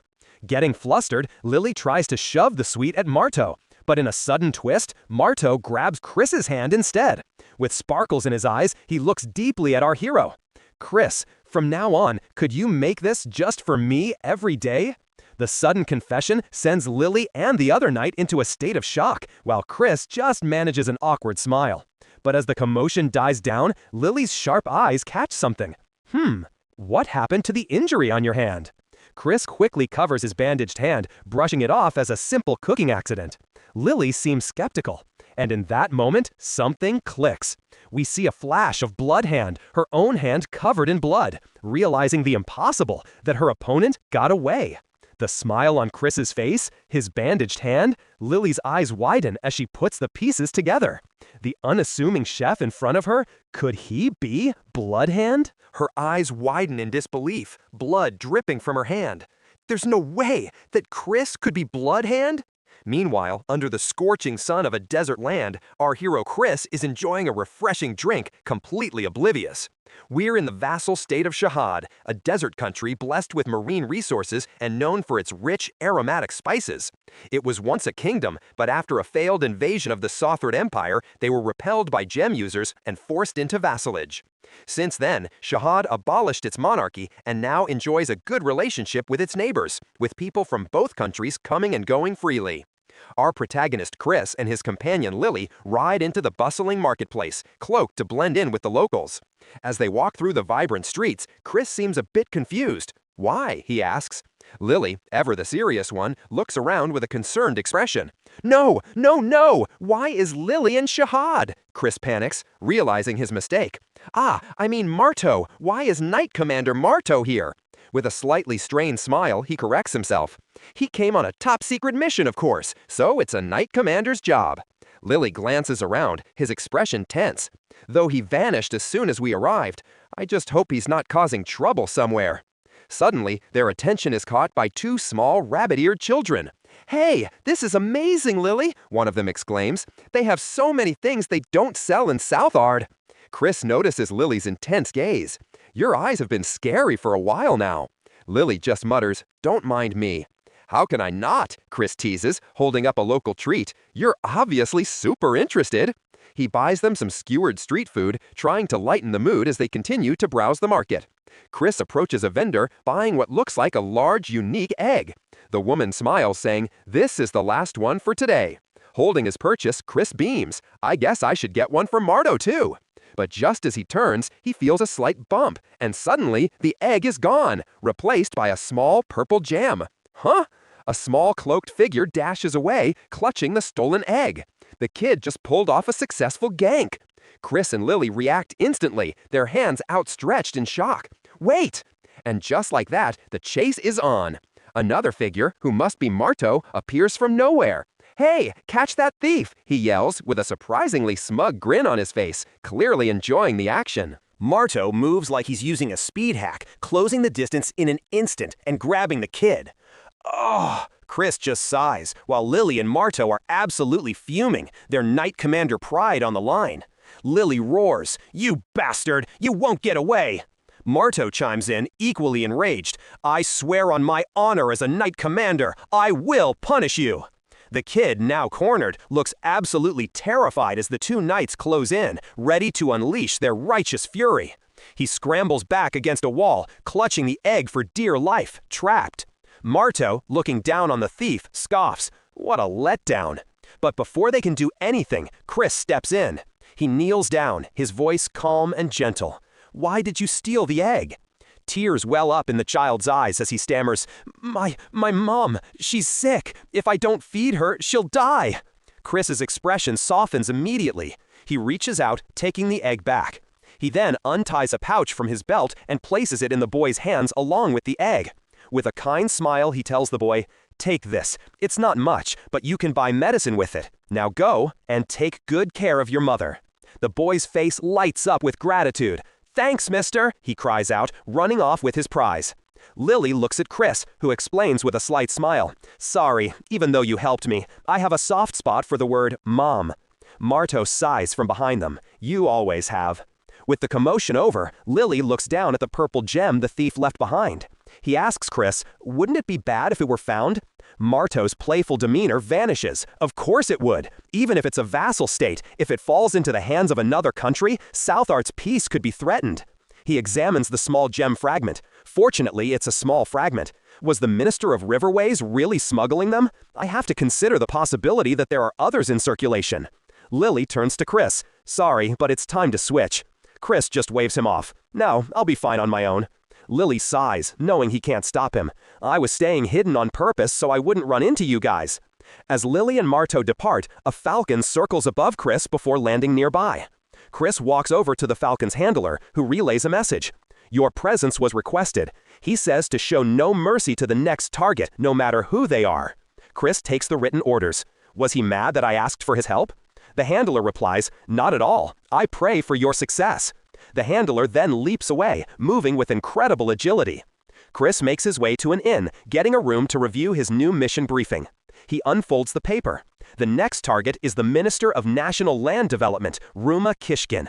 It turns out, Glenn's appraisal revealed a connection to the previous target. These guys are all part of the same corrupt quest line.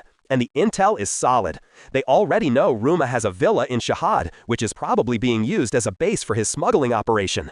The sacks being loaded onto camels are likely filled with those illegal gem fragments. Reading the report, Chris confirms his suspicions. The whole operation happens here, but there are a few high-level guards to worry about. Apparently, the two knight commanders he just ran into are considered the most troublesome obstacles. Chris chuckles to himself. I've already run into Lily and Marto, but he leans back, a smirk on his face as he strategizes. Now then, how should I infiltrate the place? Our hero is in full planning mode, scoping out the mission parameters. The security seems tight, but she quickly identifies the main obstacles: a dignified-looking commander and 2 elite knights who she already knows are a massive pain. She's already had run-ins with a few key players, but these 2 seem like the stage's mini-bosses. The main quest objective is clear: figure out a way to sneak in without triggering the aggro of the entire palace. So, instead of a direct approach, she opts for a classic social engineering tactic. Feigning distress, she tells a sob story to a man who looks to be in charge, crying about how someone stole all her money. She begs him for a job, even just for a few days, promising she can handle any chore thrown her way. The manager strokes his magnificent mustache, considering her plea. He decides an extra pair of hands could be useful, especially with an important guest arriving, Prince Haruja of Southard. He warns her to be on her best behavior. With a cheerful yes sir, she's in. The infiltration mission just got a maid disguise buff. And just like that, she's blending in with the other NPCs, working in the kitchen and doing other menial tasks to maintain her cover. She puts on a convincing performance as a diligent worker, pushing a heavy laundry cart through the palace corridors. While on her rounds, she overhears a couple of officials talking about their guest of honor, His Majesty, Haruja. The name immediately pings on her radar. Startled by the name drop, she looks up from her cart, completely distracted, and walks straight into someone. It's one of the knights she was trying to avoid. He looks down, completely baffled.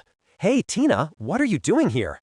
Her mind races, and she decides her best bet is to lie. She gives a clumsy wave and explains she lost all her money and had to get a job. The knight just facepalms, clearly exasperated with her. He sighs, telling her if she'd just come home with him, she wouldn't have to worry about money. But she just laughs it off, waving her hands dismissively. Their little reunion is cut short by a new player entering the scene. "My, if it isn't the Knight Commander," a woman with an intense aura says, her voice dripping with sarcasm. The manager's eyes widen. She recognizes the name instantly: Ruma Kishkin. This complicates things. Ruma gives the knight a pointed look, reminding him that it's nearly time to prepare Prince Haruja, and that he shouldn't be loitering here. The knight doesn't argue. He turns to the MC, giving her a simple instruction: "We depart tomorrow morning, got it?" Before she can press for more, he turns and walks away. With the knight gone, Ruma's attention shifts to our hero. "Are you a new maid?" she asks, her smile not quite reaching her eyes. Maintaining her cover, she confirms she is. Ruma then leans in close and whispers something cryptic about that room. After dropping the intel, Ruma glides away, leaving the MC to process the new information. She watches her go, a determined look on her face. She makes her way to a washroom, but her mind is clearly elsewhere. Ruma mistook her for another maid who was supposed to prepare the prince's bath. This is a golden opportunity. She finds herself standing before a massive, ornate golden door. This has to be the prince's chambers. She thinks to herself that with the knight Roots still tied up at the ceremony, now's her best chance to snoop around.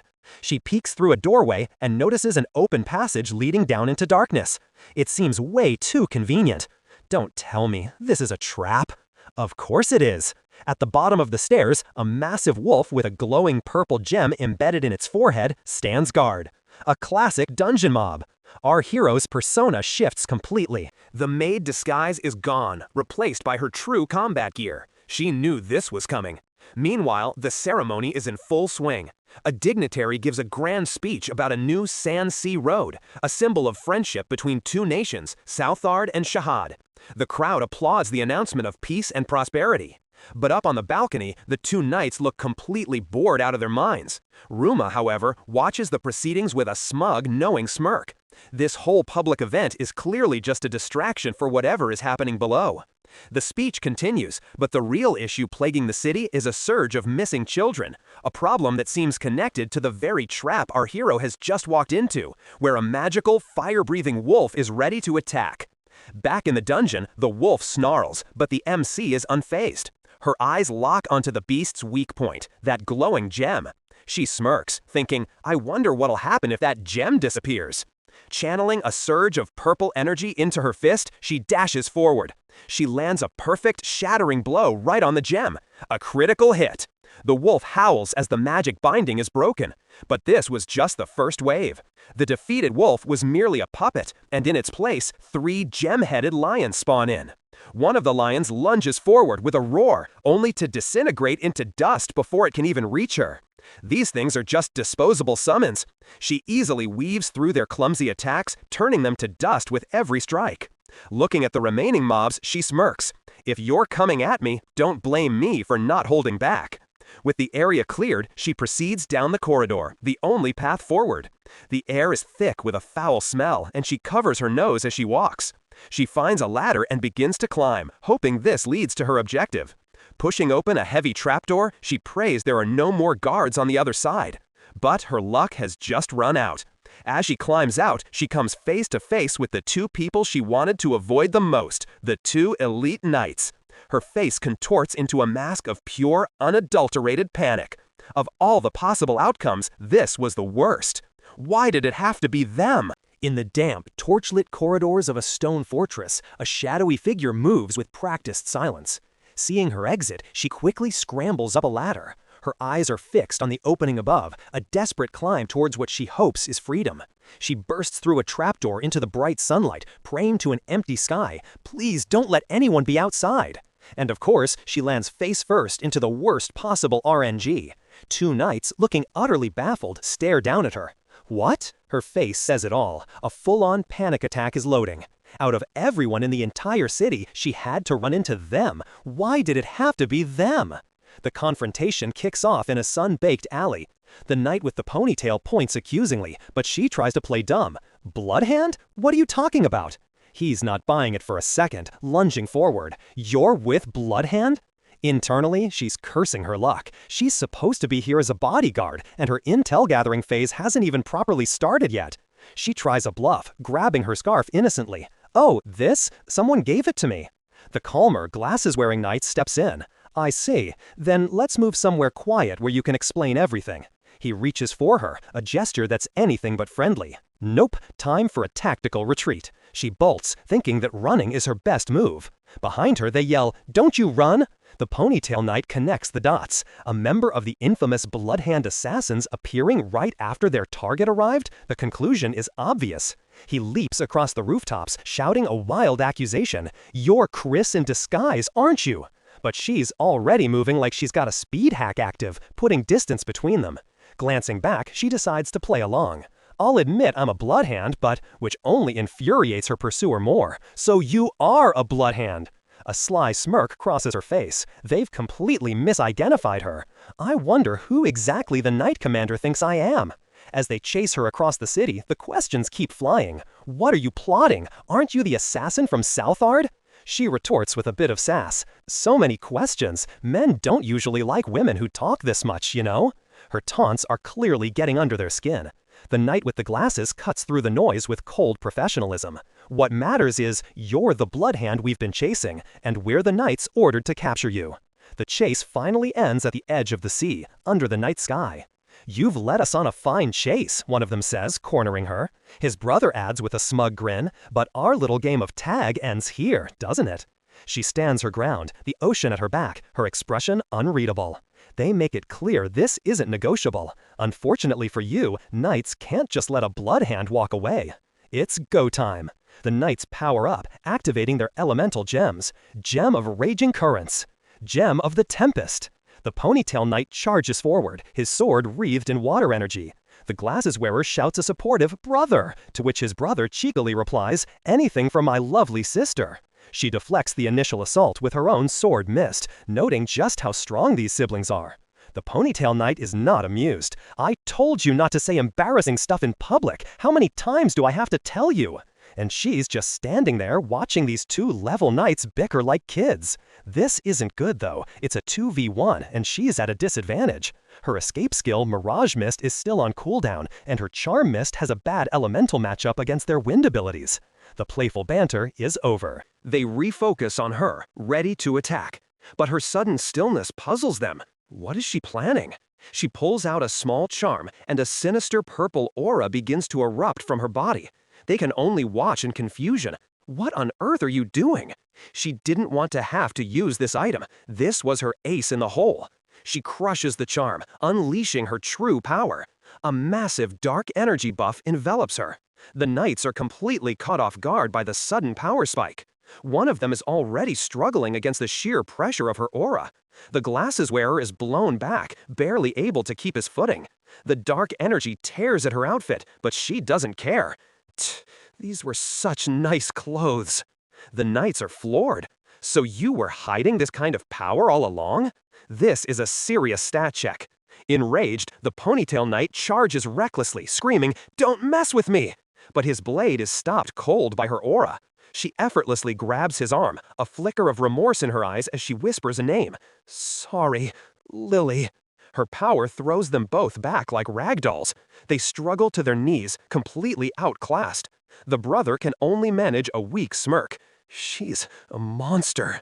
Realizing they can't win with conventional tactics, he makes a decision. There's only one choice left: use the sacred blade. They lock eyes, a silent agreement passing between them. We'll bring it down with everything we've got.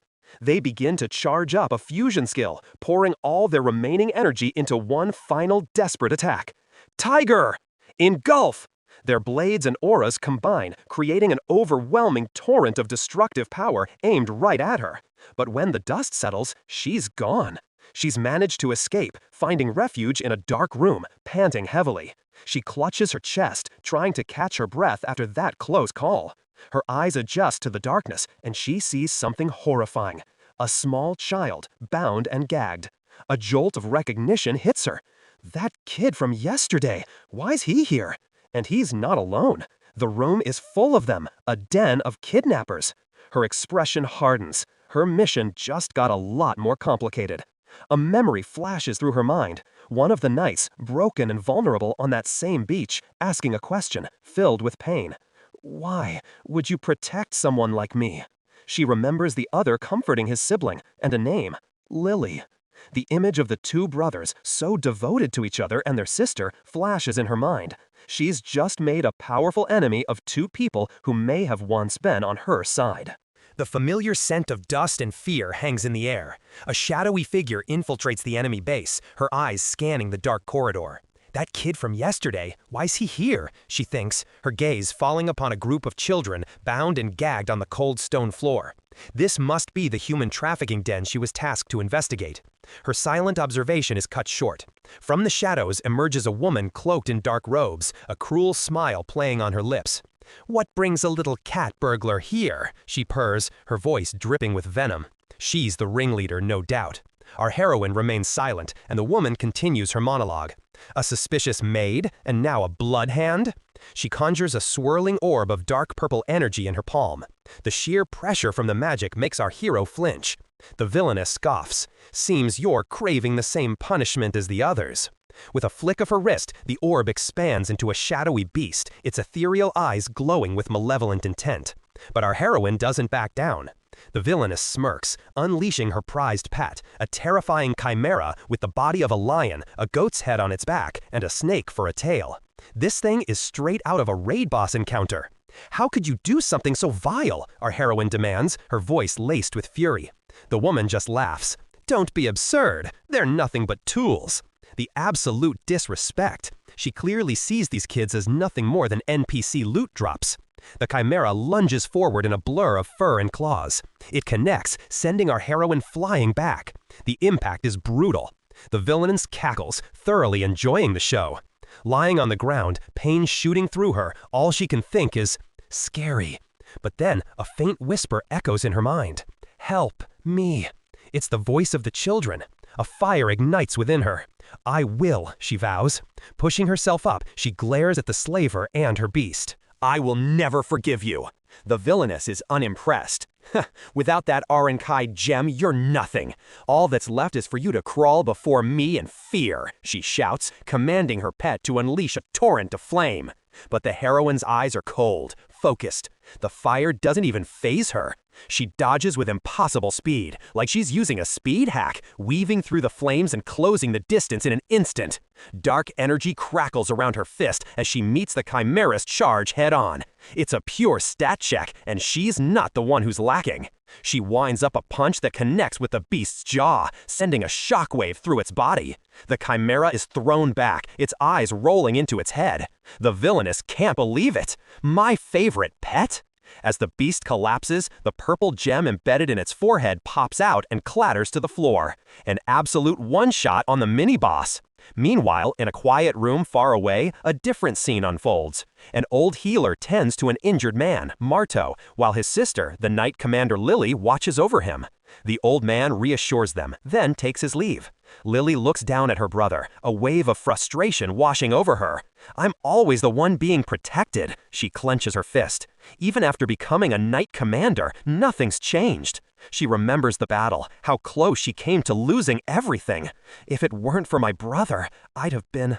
She trails off, the memory too painful. Her resolve hardens. I must become stronger, or I'll never defeat Bloodhand. Back at the fight, the Chimera is down for the count. Stay back, the villainess shrieks, her confidence shattered. But our heroine is relentless. She stalks forward, her eyes promising a world of pain. You will taste despair deeper than death itself before you die. With a flash of movement, she's on her. The villainess screams as her own whip is turned against her, a bloody gash opening across her chest.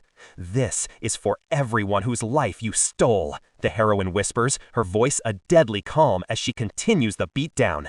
She's just styling on her now, moving like a phantom. The villainess is utterly broken, scrambling away in pure terror. But there's no escape. The heroine grabs her, slamming her against the wall. A single dark handprint is left on the stone, a grim monument to her victory. Later, the dust has settled. Our heroine finds a moment of peace in a library, catching up on some reading. Suddenly, a commotion breaks her focus. It's a young blonde boy also tied up. Hey, you, untie me. My name's Citrus Showa, and I'm very handsome. He puffs out his chest. You've never heard of the Showa family? We descend from the royal bloodline of... He stops mid-sentence. He's completely captivated by her beauty. A blush creeps across his face as a rosy, flowery background appears out of nowhere. Beautiful, he stammers, his royal pride forgotten. That night, she releases a pair of doves into the moonlit sky, a symbolic gesture for the freed children. Her gaze drifts to a nearby window. Inside, she sees Lily, the Knight Commander, sitting alone, lost in thought. Suddenly, a guard bursts in. Commander! Lily jumps to her feet, alerted. On my way, she yells, rushing past her recovering brother. Our heroine watches her go, a knowing, almost sad look in her eyes. Lily arrives at the trafficker's hideout, sword drawn, but the place is empty, the children gone. My apologies, her subordinate says. By the time we arrived, they were already gone. Lily grinds her teeth in frustration. She slams her greatsword into the floor, shattering the stone. Damn it! The next day, under a bright sun, we see our main character, a silver-haired young man, casually strolling through a bustling marketplace. He seems to be in good spirits, picking up some groceries. A young girl he rescued earlier runs up to him. Big bro, thank you, she cheers, waving goodbye from the docks. He waves back with a gentle smile. On the boat with him are Lily and her brother, Marto. Lily glances at Marto. I heard he was hurt badly, she says to the MC. He nods, his expression turning serious. Yeah, that's Marto. I had no choice but to use Berserk Mist back there. A powerful but costly buff, it seems. Our hero looks at his injured friends, his brow furrowed with concern. When I get home, he thinks, I'll cook them both something hearty to help them recover. He and Marto share a fist bump, a sign of their close bond. Lily watches them, a complicated emotion in her eyes. I wonder if the day will ever come when I can tell her this secret. Her, not him. Interesting. Back at their inn, they walk in to find their companion, a blonde adventurer, passed out on the floor. Our hero panics. Is she dead? Nope, she was just out of stamina. A weak hand reaches up from the floor. So hungry. With a sigh of relief, he gets her a bowl of soup, which she proceeds to chug with gusto. Blah! I'm alive again, she roars, slamming the empty bowl down. She then puffs out her cheeks at the MC. Isn't that your job? Looks like someone's slacking. She playfully waves, holding up a red gem. It looks just like the one their dark magic-wielding ally recovered. Finally, we're in a lavish office. A man with black spiky hair sits at his desk, a cigarette dangling from his lips. I heard you did great this time. Glenn already reported it, he says, not looking up from his papers. It's our heroine, reporting back to her boss. Another man, Glenn, stands by holding a book. Well, the boss finally looks at her, a smirk on his face. She meets his gaze, her expression serious.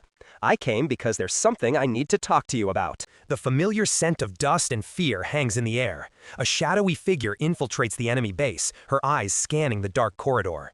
That kid from yesterday, why's he here? She thinks, her gaze falling upon a group of children bound and gagged on the cold stone floor. This must be the human trafficking den she was tasked to investigate. Her silent observation is cut short. From the shadows emerges a woman cloaked in dark robes, a cruel smile playing on her lips. "What brings a little cat burglar here?" she purrs, her voice dripping with venom. She's the ringleader, no doubt. Our heroine remains silent, and the woman continues her monologue. A suspicious maid, and now a blood hand? She conjures a swirling orb of dark purple energy in her palm. The sheer pressure from the magic makes our hero flinch. The villainess scoffs. "Seems you're craving the same punishment as the others." With a flick of her wrist, the orb expands into a shadowy beast, its ethereal eyes glowing with malevolent intent. But our heroine doesn't back down. The villainess smirks, unleashing her prized pet, a terrifying chimera with the body of a lion, a goat's head on its back, and a snake for a tail. This thing is straight out of a raid boss encounter. "How could you do something so vile?" our heroine demands, her voice laced with fury. The woman just laughs. "Don't be absurd. They're nothing but tools." The absolute disrespect. She clearly sees these kids as nothing more than NPC loot drops. The chimera lunges forward in a blur of fur and claws. It connects, sending our heroine flying back. The impact is brutal. The villainess cackles, thoroughly enjoying the show. Lying on the ground, pain shooting through her, all she can think is, "Scary." But then a faint whisper echoes in her mind. "Help me." It's the voice of the children. A fire ignites within her. "I will," she vows. Pushing herself up, she glares at the slaver and her beast. I will never forgive you. The villainess is unimpressed. Without that Arankai gem, you're nothing. All that's left is for you to crawl before me in fear, she shouts, commanding her pet to unleash a torrent of flame. But the heroine's eyes are cold, focused. The fire doesn't even faze her. She dodges with impossible speed, like she's using a speed hack, weaving through the flames and closing the distance in an instant. Dark energy crackles around her fist as she meets the chimera's charge head-on. It's a pure stat check, and she's not the one who's lacking. She winds up a punch that connects with the beast's jaw, sending a shockwave through its body. The chimera is thrown back, its eyes rolling into its head. The villainess can't believe it. My favorite pet? As the beast collapses, the purple gem embedded in its forehead pops out and clatters to the floor. An absolute one-shot on the mini-boss. Meanwhile, in a quiet room far away, a different scene unfolds. An old healer tends to an injured man, Marto, while his sister, the Knight Commander Lily, watches over him. The old man reassures them, then takes his leave. Lily looks down at her brother, a wave of frustration washing over her.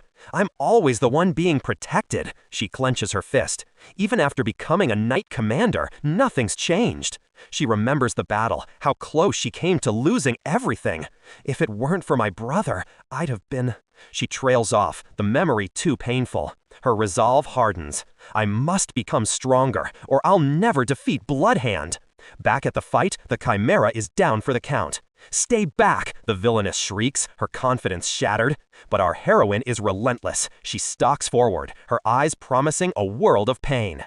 "You will taste despair deeper than death itself before you die." With a flash of movement, she's on her. The villainess screams as her own whip is turned against her, a bloody gash opening across her chest. "This is for everyone whose life you stole," the heroine whispers, her voice a deadly calm as she continues the beatdown. She's just styling on her now, moving like a phantom. The villainess is utterly broken, scrambling away in pure terror. But there's no escape. The heroine grabs her, slamming her against the wall. A single dark handprint is left on the stone, a grim monument to her victory. Later, the dust has settled. Our heroine finds a moment of peace in a library, catching up on some reading. Suddenly, a commotion breaks her focus. It's a young blonde boy also tied up. "Hey, you! Untie me! My name's Citrus Showa, and I'm very handsome!" He puffs out his chest. You've never heard of the Showa family? We descend from the royal bloodline of... He stops mid-sentence. He's completely captivated by her beauty. A blush creeps across his face as a rosy, flowery background appears out of nowhere. Beautiful, he stammers, his royal pride forgotten. That night, she releases a pair of doves into the moonlit sky, a symbolic gesture for the freed children. Her gaze drifts to a nearby window. Inside, she sees Lily, the knight commander, sitting alone, lost in thought. Suddenly, a guard bursts in. One more thing, a nagging thought lingers in the back of his mind. He recalls the general's words. There's also a record saying that 8 years ago, the royal family gave the order to wipe out Bloodhand. A direct link between the two factions. So the first connection is clear, but what about the second? The royal family and Sonia? Meanwhile, it's business as usual at the Cruise Inn. Inside, the tavern is bustling when a customer calls out, "Oi, Chris!" But he's being called by a demanding young patron. It's not, "Is something wrong? Hurry up and bring me another plate of food." Chris just stands there, completely zoned out, a mug in hand but his mind a million miles away. The other patrons have noticed his strange behavior. He's been spaced out ever since the inn opened, one mutters. What's going on? Despite the lively atmosphere, Chris is running on autopilot, moving through the crowd like an NPC. He tries to snap out of it, presenting a plate to a table. Here you go, Cruise Inn's brand new menu item, grilled meat skewers. The customer looks utterly confused. No, I didn't order that. Chris's face drops in panic. Another patron chimes in, saving him from the awkwardness. Chris, that's what we ordered. He bows deeply, mortified by his mistake. My deepest apologies. As night falls, the inn finally closes. Chris leans against the door, completely exhausted from the day's blunders. He stares out the window, his mind finally able to focus on the real problem. Miss Lila hasn't come back. The worry is etched all over his face. He can't just stand around and wait. I guess I'll go look for her, he resolves, his determination renewed. At that moment, a white dove flies past the window, a silent observer to his decision. Elsewhere, in a lavish office, the prince sits with the general. While the general calmly sips his tea, the prince is all business, his expression intense. He processes the information he's been given, the weight of the situation clear. The general puts down his cup. So, that's troubling. He states with a casual air that doesn't match the gravity of his words. The prince's thoughts immediately jump to Lila. Why did that idiot go out alone, he thinks, a flash of anger mixing with his concern. He makes a decision. Understood, he says, rising from his seat. In the next instant, he's a blur of motion, dashing through the city like he's using a speed hack. Across the rooftops, another figure is also on the move, desperately searching. Lila, where the hell is she? Her search leads her down a dark alley, where she finds a clue on the ground. It's a familiar red hair tie. This is her hair tie, she confirms, her fears growing. She meets up with an ally, the large man named Glenn. He confirms her suspicions. She must have been taken somewhere nearby. She looks up at him, distraught. Why, Miss Lila? Who would do this? Glenn's expression is grim as he begins to explain. Lila is a one-of-a-kind genius researcher. Brilliant doesn't even begin to describe her. Her skills are unique and incredibly valuable. Her Aranker skills and advanced techniques, there's no shortage of people who'd want to claim her talents for themselves. And besides, he adds, she might have made enemies without realizing it. The girl pauses, piecing things together. Now that I think about it, what exactly is the relationship between you and Lila, Glenn? Glenn's mind drifts back in time. We met back when I was still an apprentice in training. She was wandering in the wilderness alone. She had no family and no place to call home. He remembers finding her, a small, tattered girl with bandages on her arms, but eyes that held an extraordinary talent. Honestly, her demands were reckless and exhausting, but, he trails off, remembering his master's words. The master had entrusted the young girl to him, adding her to his already heavy responsibilities. He gave her new clothes, a warm scarf, and a strange glowing gem. And just like that, the little orphan girl was transformed, a bright smile on her face. He recalls feeding her, surrounded by books and research. Back then, it felt like I'd gained a little sister. The memory of their makeshift family dinner is a warm one. Even if we weren't related by blood, we were a family. Snapping back to the present, Glenn's face hardens. So for now, her kidnapping is just speculation. But there's another possibility. His friend immediately catches on, her expression sharp. The slave trader, right? Glenn gives a solemn nod, confirming the dark possibility. Got it, thank you. Now she has a lead. Back in the office, the political maneuvering continues. There are only 2 ministerial seats to secure, but the prince cut straight to the point, eyeing the general skeptically. Do you have any proof? The general just smirks. Of course not. It's just a hunch. This infuriates his silver-haired aide. You don't trust His Highness? The aide is practically vibrating with rage, but the general remains completely calm, as if provoking him was the goal. The prince silences them both with a single look. His intuitions are never wrong, he states, placing his full trust in the general's gut feeling. It's a high-level play. Elsewhere, a brutal training session is underway. Let's go, time for some rehab, one warrior yells cheerfully. His sparring partner, nursing his injuries, is horrified. Huh? Didn't I just say I'm still hurt? Can't we take it easy for once? His pleas are ignored. You can move, so don't whine about being hurt, he's told, right before getting launched into the air. The attacker doesn't let up, leaping into the air for a downward strike. If we slack off now, Bloodhand will slip away again. The poor guy can only watch in terror as the blade descends. But this is way too intense for rehab. In a quiet city square, a mysterious blonde man with his eyes covered stands alone. Later, he's seen kneeling before a man with a cane, who's also meeting with the general and his aide. The man with the cane asks, "Am I missing something here?" The blonde man's mind is racing. The general and Bloodhand are connected?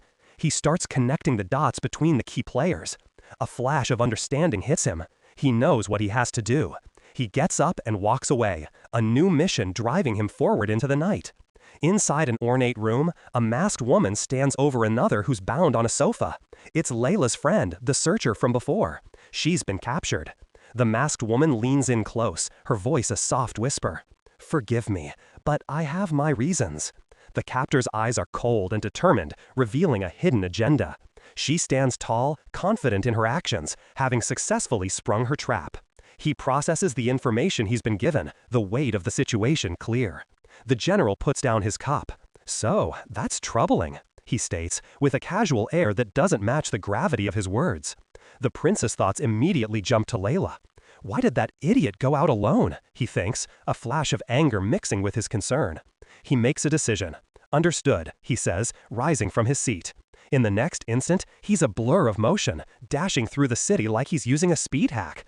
Across the rooftops, another figure is also on the move, desperately searching.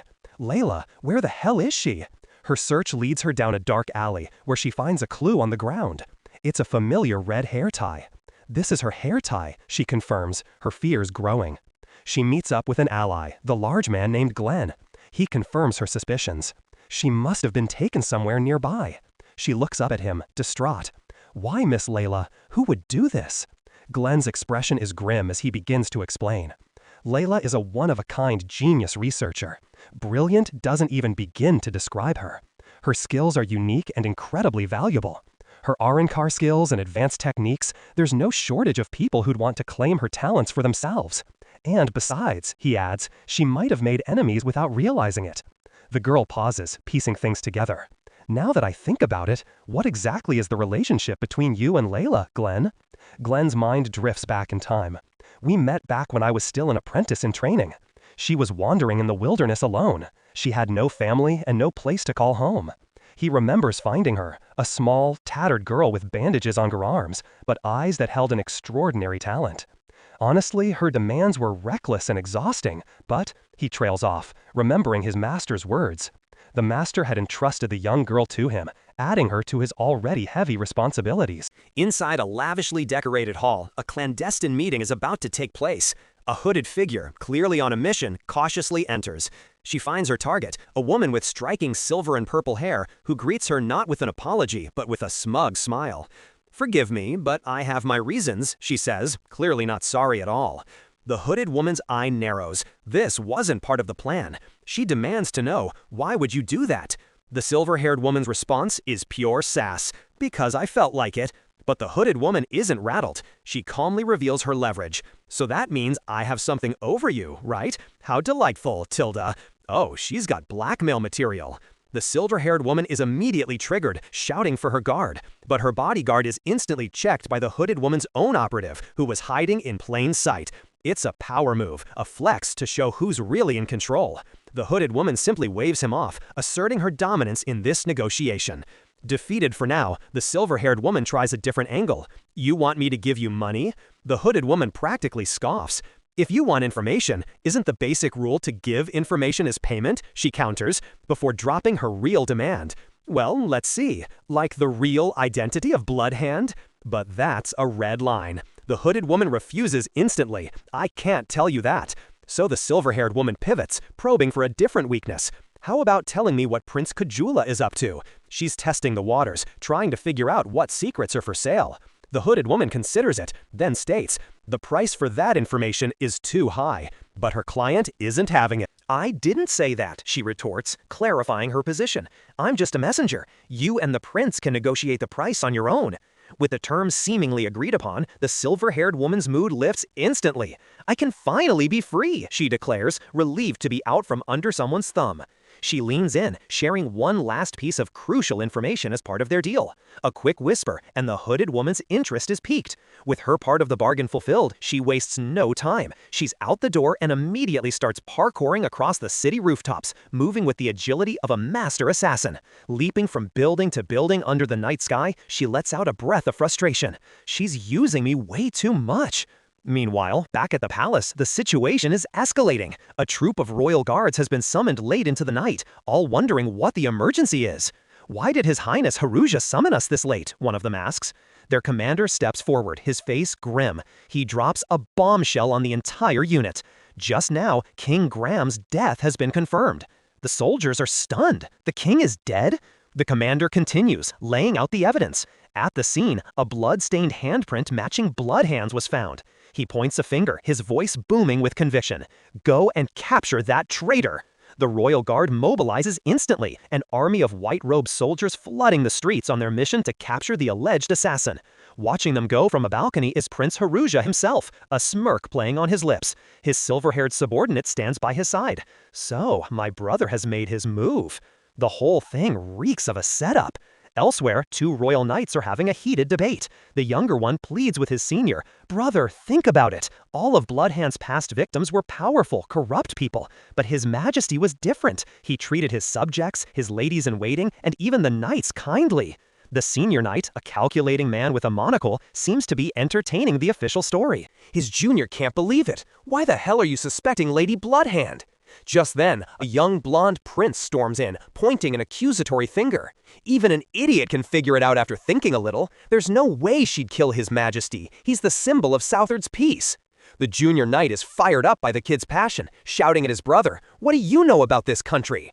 But the senior knight remains unnervingly calm. He looks almost amused, a faint smile on his face as he muses, "That woman, a protector of peace, huh?" He then casually pinches the young prince's cheek, telling him to shut up. In another part of the castle grounds, the real drama is unfolding. A blindfolded warrior confronts a high-ranking general. "I'm here to find out what happened and to know the truth." He cuts right to the chase, his spear pointed forward. "The truth?" he asks, then makes his accusation. "General, do you have something to do with the Bloodhand?" The general doesn't even flinch, he just smirks, drawing his scimitar. This is past the point of dialogue, it's a stat check now. The knight unleashes his opening move, a flaming spear art called Blazing Flame Arankar. Their weapons clash in a shower of sparks and fire. The knight begins to lay out his evidence mid-combat. Rumors about important figures started spreading in the knights, but the Bloodhand who appeared to kill the king was different from the one I knew until yesterday. He continues pressing his assault. And there was the scent of tobacco she never uses. It was the same brand you smoke, General. The accusation hangs heavy in the air, the final piece of the puzzle clicking into place. The general parries another fiery blow. "I told you, don't speculate based on circumstantial evidence and accuse me of a crime." But the knight's conviction is unshakable. His spear glows with righteous fury. "So I'm here to get that testimony." The general realizes this isn't some low-level NPC he can just brush aside. He powers up, activating his own buff. Lightning crackles around his hands as he unleashes Thunderclap Arankar, and a massive surge of energy explodes from their clash. Cut back to the silver-haired woman, who has arrived at her destination only to find an empty room. This place is already cleared out, but it's a trap. Prince Haruja's assassin drops from the ceiling, landing silently behind her. With dual daggers at the ready, he reveals his true mission. "What are you?" she starts to ask, but he cuts her off. "I'll take your life now." A young blonde kid is being held back by a guard. You know where Bloodhand is? Then take me there, now. The kid struggles, yelling, "What's the point of telling you even if I know where she is?" The guard just looks annoyed while his partner sighs in exasperation. Elsewhere, tied up and gagged, is the very person they're all fighting over, a woman with long blonde hair. She looks up, her eyes wide with fear and surprise as a shadow falls over her. Back at the main event, the captain readies his stance. If Bloodhand is a suspect, then all the more reason for me to get your cooperation. The MC scoffs at the accusation. So you're just going to accept Glenn's information? So even the Knights captain is swayed by rumors? He counters, Bloodhand will never target His Majesty, who's done nothing wrong. The captain smirks. So you trust murderers now? The MC's eyes glint. Trust, huh? The captain has heard enough. He unleashes his ultimate skill, channeling immense fire into his spear. Burn it down! Not to be outdone, the protagonist raises his own blade, lightning arcing around him. Thunder roar! Fire and lightning collide in a massive explosion, shaking the entire courtyard. When the dust settles, the captain is out for the count, his spear lying beside him. The victor calmly lights a cigarette, the very definition of cool. His subordinate remains kneeling, his loyalty proven. The MC looks down at him, a plan forming in his mind. He muses aloud. I have a feeling that all these unsettling events are connected. He then holds out a rolled-up scroll. Can you pass her a message? Back in the warehouse, the fight between the two assassins is heating up again. She unleashes her skill, Enhanced Mist. But Iris is a high-level player. He instantly counters with fire, shouting, "Burn," to disperse the fog. And before she can react, he switches elements. Ice Blossom. A wave of chilling energy freezes the air around him. She punches the wave of ice, shattering it. Fire then ice? That Arankar! She's clearly surprised by his versatile build. He's not done. His daggers now swirl with a toxic purple aura. Poison Dance! She tries to dodge, but the poison is everywhere, an area of effect debuff that's getting worse by the second. This is a terrible matchup for her. The poison begins to take hold, corrupting her own energy. He closes in for the final blow, his eyes cold and unforgiving. But just as he strikes, she catches his wrist. Her voice is soft but firm. I can't lose that easily. I'm sorry. And with that, he freezes. His eyes close, and he lowers his hands in defeat. I yield. Just then, another figure arrives, the very subordinate from the other battle. We found that it's just as you said. Iris has yielded. Iris gives the woman a smug look. His Highness agreed to this little test. Then he turns to her and the subordinate, his tone dripping with disdain. But I really do think you're all a nuisance. And with that, he leaps out the window into the night, making a dramatic exit. I wasn't done talking. The subordinate approaches her, holding out the scroll from his master. She takes it and unrolls it. The message is a single chilling command. Assassinate Vivaspat Raven. The subordinate simply looks at her, then over his shoulder. Okay. He opens a hidden trapdoor in the floor, revealing a dark passage below. They descend into the darkness, expecting to find their captive. But when they arrive, all they find is a severed braid of blonde hair lying on the cold stone floor. Her eyes go wide with shock and disbelief. That can't be. The assassin surveys the area, noting to herself, this place is already cleared out. But before she can relax, a figure drops from the shadows, blades flashing. A surprise PvP encounter. The attacker, a silver-haired assassin named Iris, lands gracefully, twin daggers at the ready. He wastes no time, lunging forward with killing intent. I'll take your life now. She's completely caught off guard, parrying his strike just in time. Why all of a sudden? Mr. Iris, you were supposed to be our ally. But he's not listening, his eyes filled with a cold fury. She counters, questioning his motives. Is it because I was summoned by His Highness? His face twists in rage. Don't get cocky. I'll be the only one at His Highness. It seems we've got a classic case of party member jealousy. He attacks again, but this time she's ready. A shroud of dark energy erupts from her hands, intercepting his daggers. Realization dawns on her face. So, he's jealous of me? Why? Is that how you really feel? His expression remains stoic as she channels her strange, corrupting magic. With a deft move, he breaks free, his face a mask of determination. I'll be the one standing beside Highness. She dodges back, realizing this isn't a fight she can win with brute force. I have to find a way to get him to listen.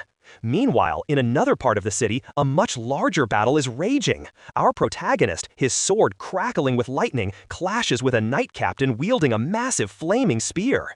This is a real stat check. Sparks fly as the two powerhouses trade blows, neither giving an inch. The captain scoffs, "Just because you're good doesn't mean I'll go easy on you, younger. Don't try a sneak attack twice." The MC effortlessly dodges, his gaze fixed on a shadowy figure kneeling in the distance, defeated. He turns back to the captain, his expression unreadable. "I am Vivaspot Ravon, captain of the Knights." Vivaspot continues, "The head priestess was assassinated last night, and Bloodhand is the prime suspect. The Knights are searching for her based on a bloody handprint left at the scene." The captain levels his fiery spear, his eyes narrowed with suspicion. The MC stands firm, the defeated warrior kneeling behind him. Suddenly, the scene shifts again. Inside a dark, desolate room, the two investigators arrive. The air is thick with dread. The woman with silver hair, her face a mask of cold professionalism, surveys the scene. "This is horrible," she murmurs, her partner Glenn standing stoically beside her. Her eyes then lock onto something on the floor, a single lock of blonde hair, tied with a familiar ribbon. A memory flashes through her mind of a kind woman named Lila and a cheerful young girl. The realization hits her like a truck. "That can't be," she whispers, her pupils shrinking in horror. This small token is all that's left. The grief in her eyes quickly hardens, crystallizing into pure, unadulterated rage. She clenches her fist, a single tear escaping before it's consumed by the icy resolve on her face. There's no time for tears. The choice is clear, not mourning, but revenge. And the first target on her list is right in front of her. The foreign minister, Vivaspot Ravon, tied up and sweating bullets. He's already screaming, "It wasn't me, they're the ones who—" But his pleas fall on deaf ears. She stalks towards him, her presence alone enough to silence him. "Don't worry," she says, her voice chillingly calm. "You just need to surrender to the truth." She unleashes her ability, True Mist, a shimmering blue aura that envelops the minister. It's a guaranteed debuff, a truth serum skill that no NPC can resist. Panicked, he immediately starts talking. "I'll tell you the truth, so please don't kill me." She cuts straight to the point. "What is your relationship with the AK cult?" Spilling everything, he admits, "I poured all my money into expanding its power, but I was only following orders." Her eyes narrow. From who? Under the spell's influence, he has no choice but to reveal the masterminds. His Highness Haruja and the Minister of Internal Affairs Tovash Kratori. The conspiracy goes all the way to the top. Glenn takes the written confession, his expression grim. She looks around the now empty room. Looks like no other cult members here. The minister confirms it. Looks like everyone left. Meanwhile, on the streets, a kid spots her and her crew, yelling out, "Ah, Lady Bloodhand!" Two of her subordinates immediately panic and rush to shut the kid up. The one with the monocle just smirks, clearly used to the chaos, while the kid, completely unfazed, just sticks his tongue out at them. Some NPCs are just built different. Just then, another one of their team members arrives, carrying a blonde guy who looks like he just got wrecked in a PvP match. "Captain Alpha, did something happen?" The monocled man coolly replies, "Yeah, sort of. He was whining about my skills getting rusty, so I gave him a little training." The other knight just deadpans, "The weak are always blamed." Looks like the training was a complete stat check. "All right, we'll take care of Alpha." The leader sighs, rubbing his temples as he watches his crew. These two keep causing trouble. Back in the interrogation room, the minister is still trying to save his own skin. "It wasn't my fault. I was tricked by them." But Lady Bloodhand has zero patience left for his whining. In a flash, she's on him. "Assisting rebels, that's your crime. There's no escape. Your past mistakes won't be wiped clean." She delivers the final blow, a clean one-shot. Standing over the unconscious minister, she asks Glenn, "Are you done?" He folds the confession. "Yes, thank you for getting angry for Layla." She turns to him, her expression softening for a brief moment. "Mr. Glenn, you must be hurting worse than I am." Acknowledging their shared loss, she says, "I'll tell you the rest at the young master's place." They arrive at an opulent office to report to their leader. Glenn explains, "So after you ordered the Bloodhand to search, the two of them disappeared." The young master, a man with silver hair and an intense gaze, asks, "That's right, what the hell are they scheming?" Glenn provides the intel. The Minister of Internal Affairs, Tovash Kratori, it's confirmed he's planning a large-scale invasion of Southard. The young master doesn't even flinch. He takes the news in stride, a slight smile on his face. "With 3 knight captains, you'll manage. The knights will defend the nation with full force. Of course, I'll be counting on your strength too. He has complete faith in his squad. As the knights assemble, some bickering, others resolute, the enemy is already mobilizing. In a desolate fortress, Tovash Kratori stands before his army. "It's time to settle this grudge," he roars. "I'll turn this whole country into desert dust." With a wave of his hand, he summons a horde of demonic wolves, their eyes glowing with dark energy. The next big raid is about to begin. Deep within the fortress of the desert country, a grim procession takes place. Prince Haruja, now a captive, is being led through the cold stone corridors. The Minister of Internal Affairs, Tovash, stands before him, his face a mask of contempt. With a voice filled with venom, he declares, "It's time to settle this grudge. I'll turn this whole country into desert dust." And with a dark incantation, he summons his forces, a pack of monstrous purple-eyed wolves, their snarls echoing through the fortress. He's spawning in the elite mobs, but the kingdom's forces are already on the move, knights charging into the desert, ready to face the impending threat. Meanwhile, watching from a balcony high above the city, our guide Jaina is having a calm smoke, observing the situation unfold with a young woman named Sonia. She looks worried, her hands clasped together. Mr. Jaina, Miss Lila is..." Jaina takes a slow drag from his cigarette, completely unfazed. "But do you think Lila will die that easily?" He turns to her, his expression serious. "Pull yourself together. When the time comes, we'll need you to act fast." Sonia nods, steeling her resolve. "Okay." Jaina then begins to drop some serious lore. 8 years ago, Sonia's life was constantly being targeted by this country's royal family. The revelation hits her hard. The royal family was after Mother? He continues, explaining the political mess. During the fierce succession battle between the two princes, the blood hand became a problem for those in power. But that isn't the whole truth. Someone was lurking, using the royal family's name to give orders to the ministers. The real villain is revealed. The mastermind behind all this was Tovash. He must have thought Prince Haruja was easier to manipulate. Sonia clenches her teeth, trying to understand. The Minister of Internal Affairs, what does he want? Jaina's explanation hints at a deeper conspiracy. His mother was a commoner, but his father was... Before he can finish, the sounds of battle erupt from below. The time for talk is over. The desert is swarming with Tovash's soldiers and his summoned beasts. Arrows rain down as the two sides clash. The blonde knight commander roars, "First knight's order, charge!" While his second-in-command follows up, "Second knight's order, after them!" The knights engage the wolves, but something is wrong. One soldier screams, "They're not normal beasts! They're using a run car?" These things are way tougher than your average mob. The vice captain, realizing the gems on their foreheads are the weak point, shouts his orders. "Aim for the Arankar on their foreheads. That should take them down." He powers up his own skill, his sword glowing with a torrent of water-based energy, and strikes the gem head-on. But instead of shattering, the gem is completely unaffected.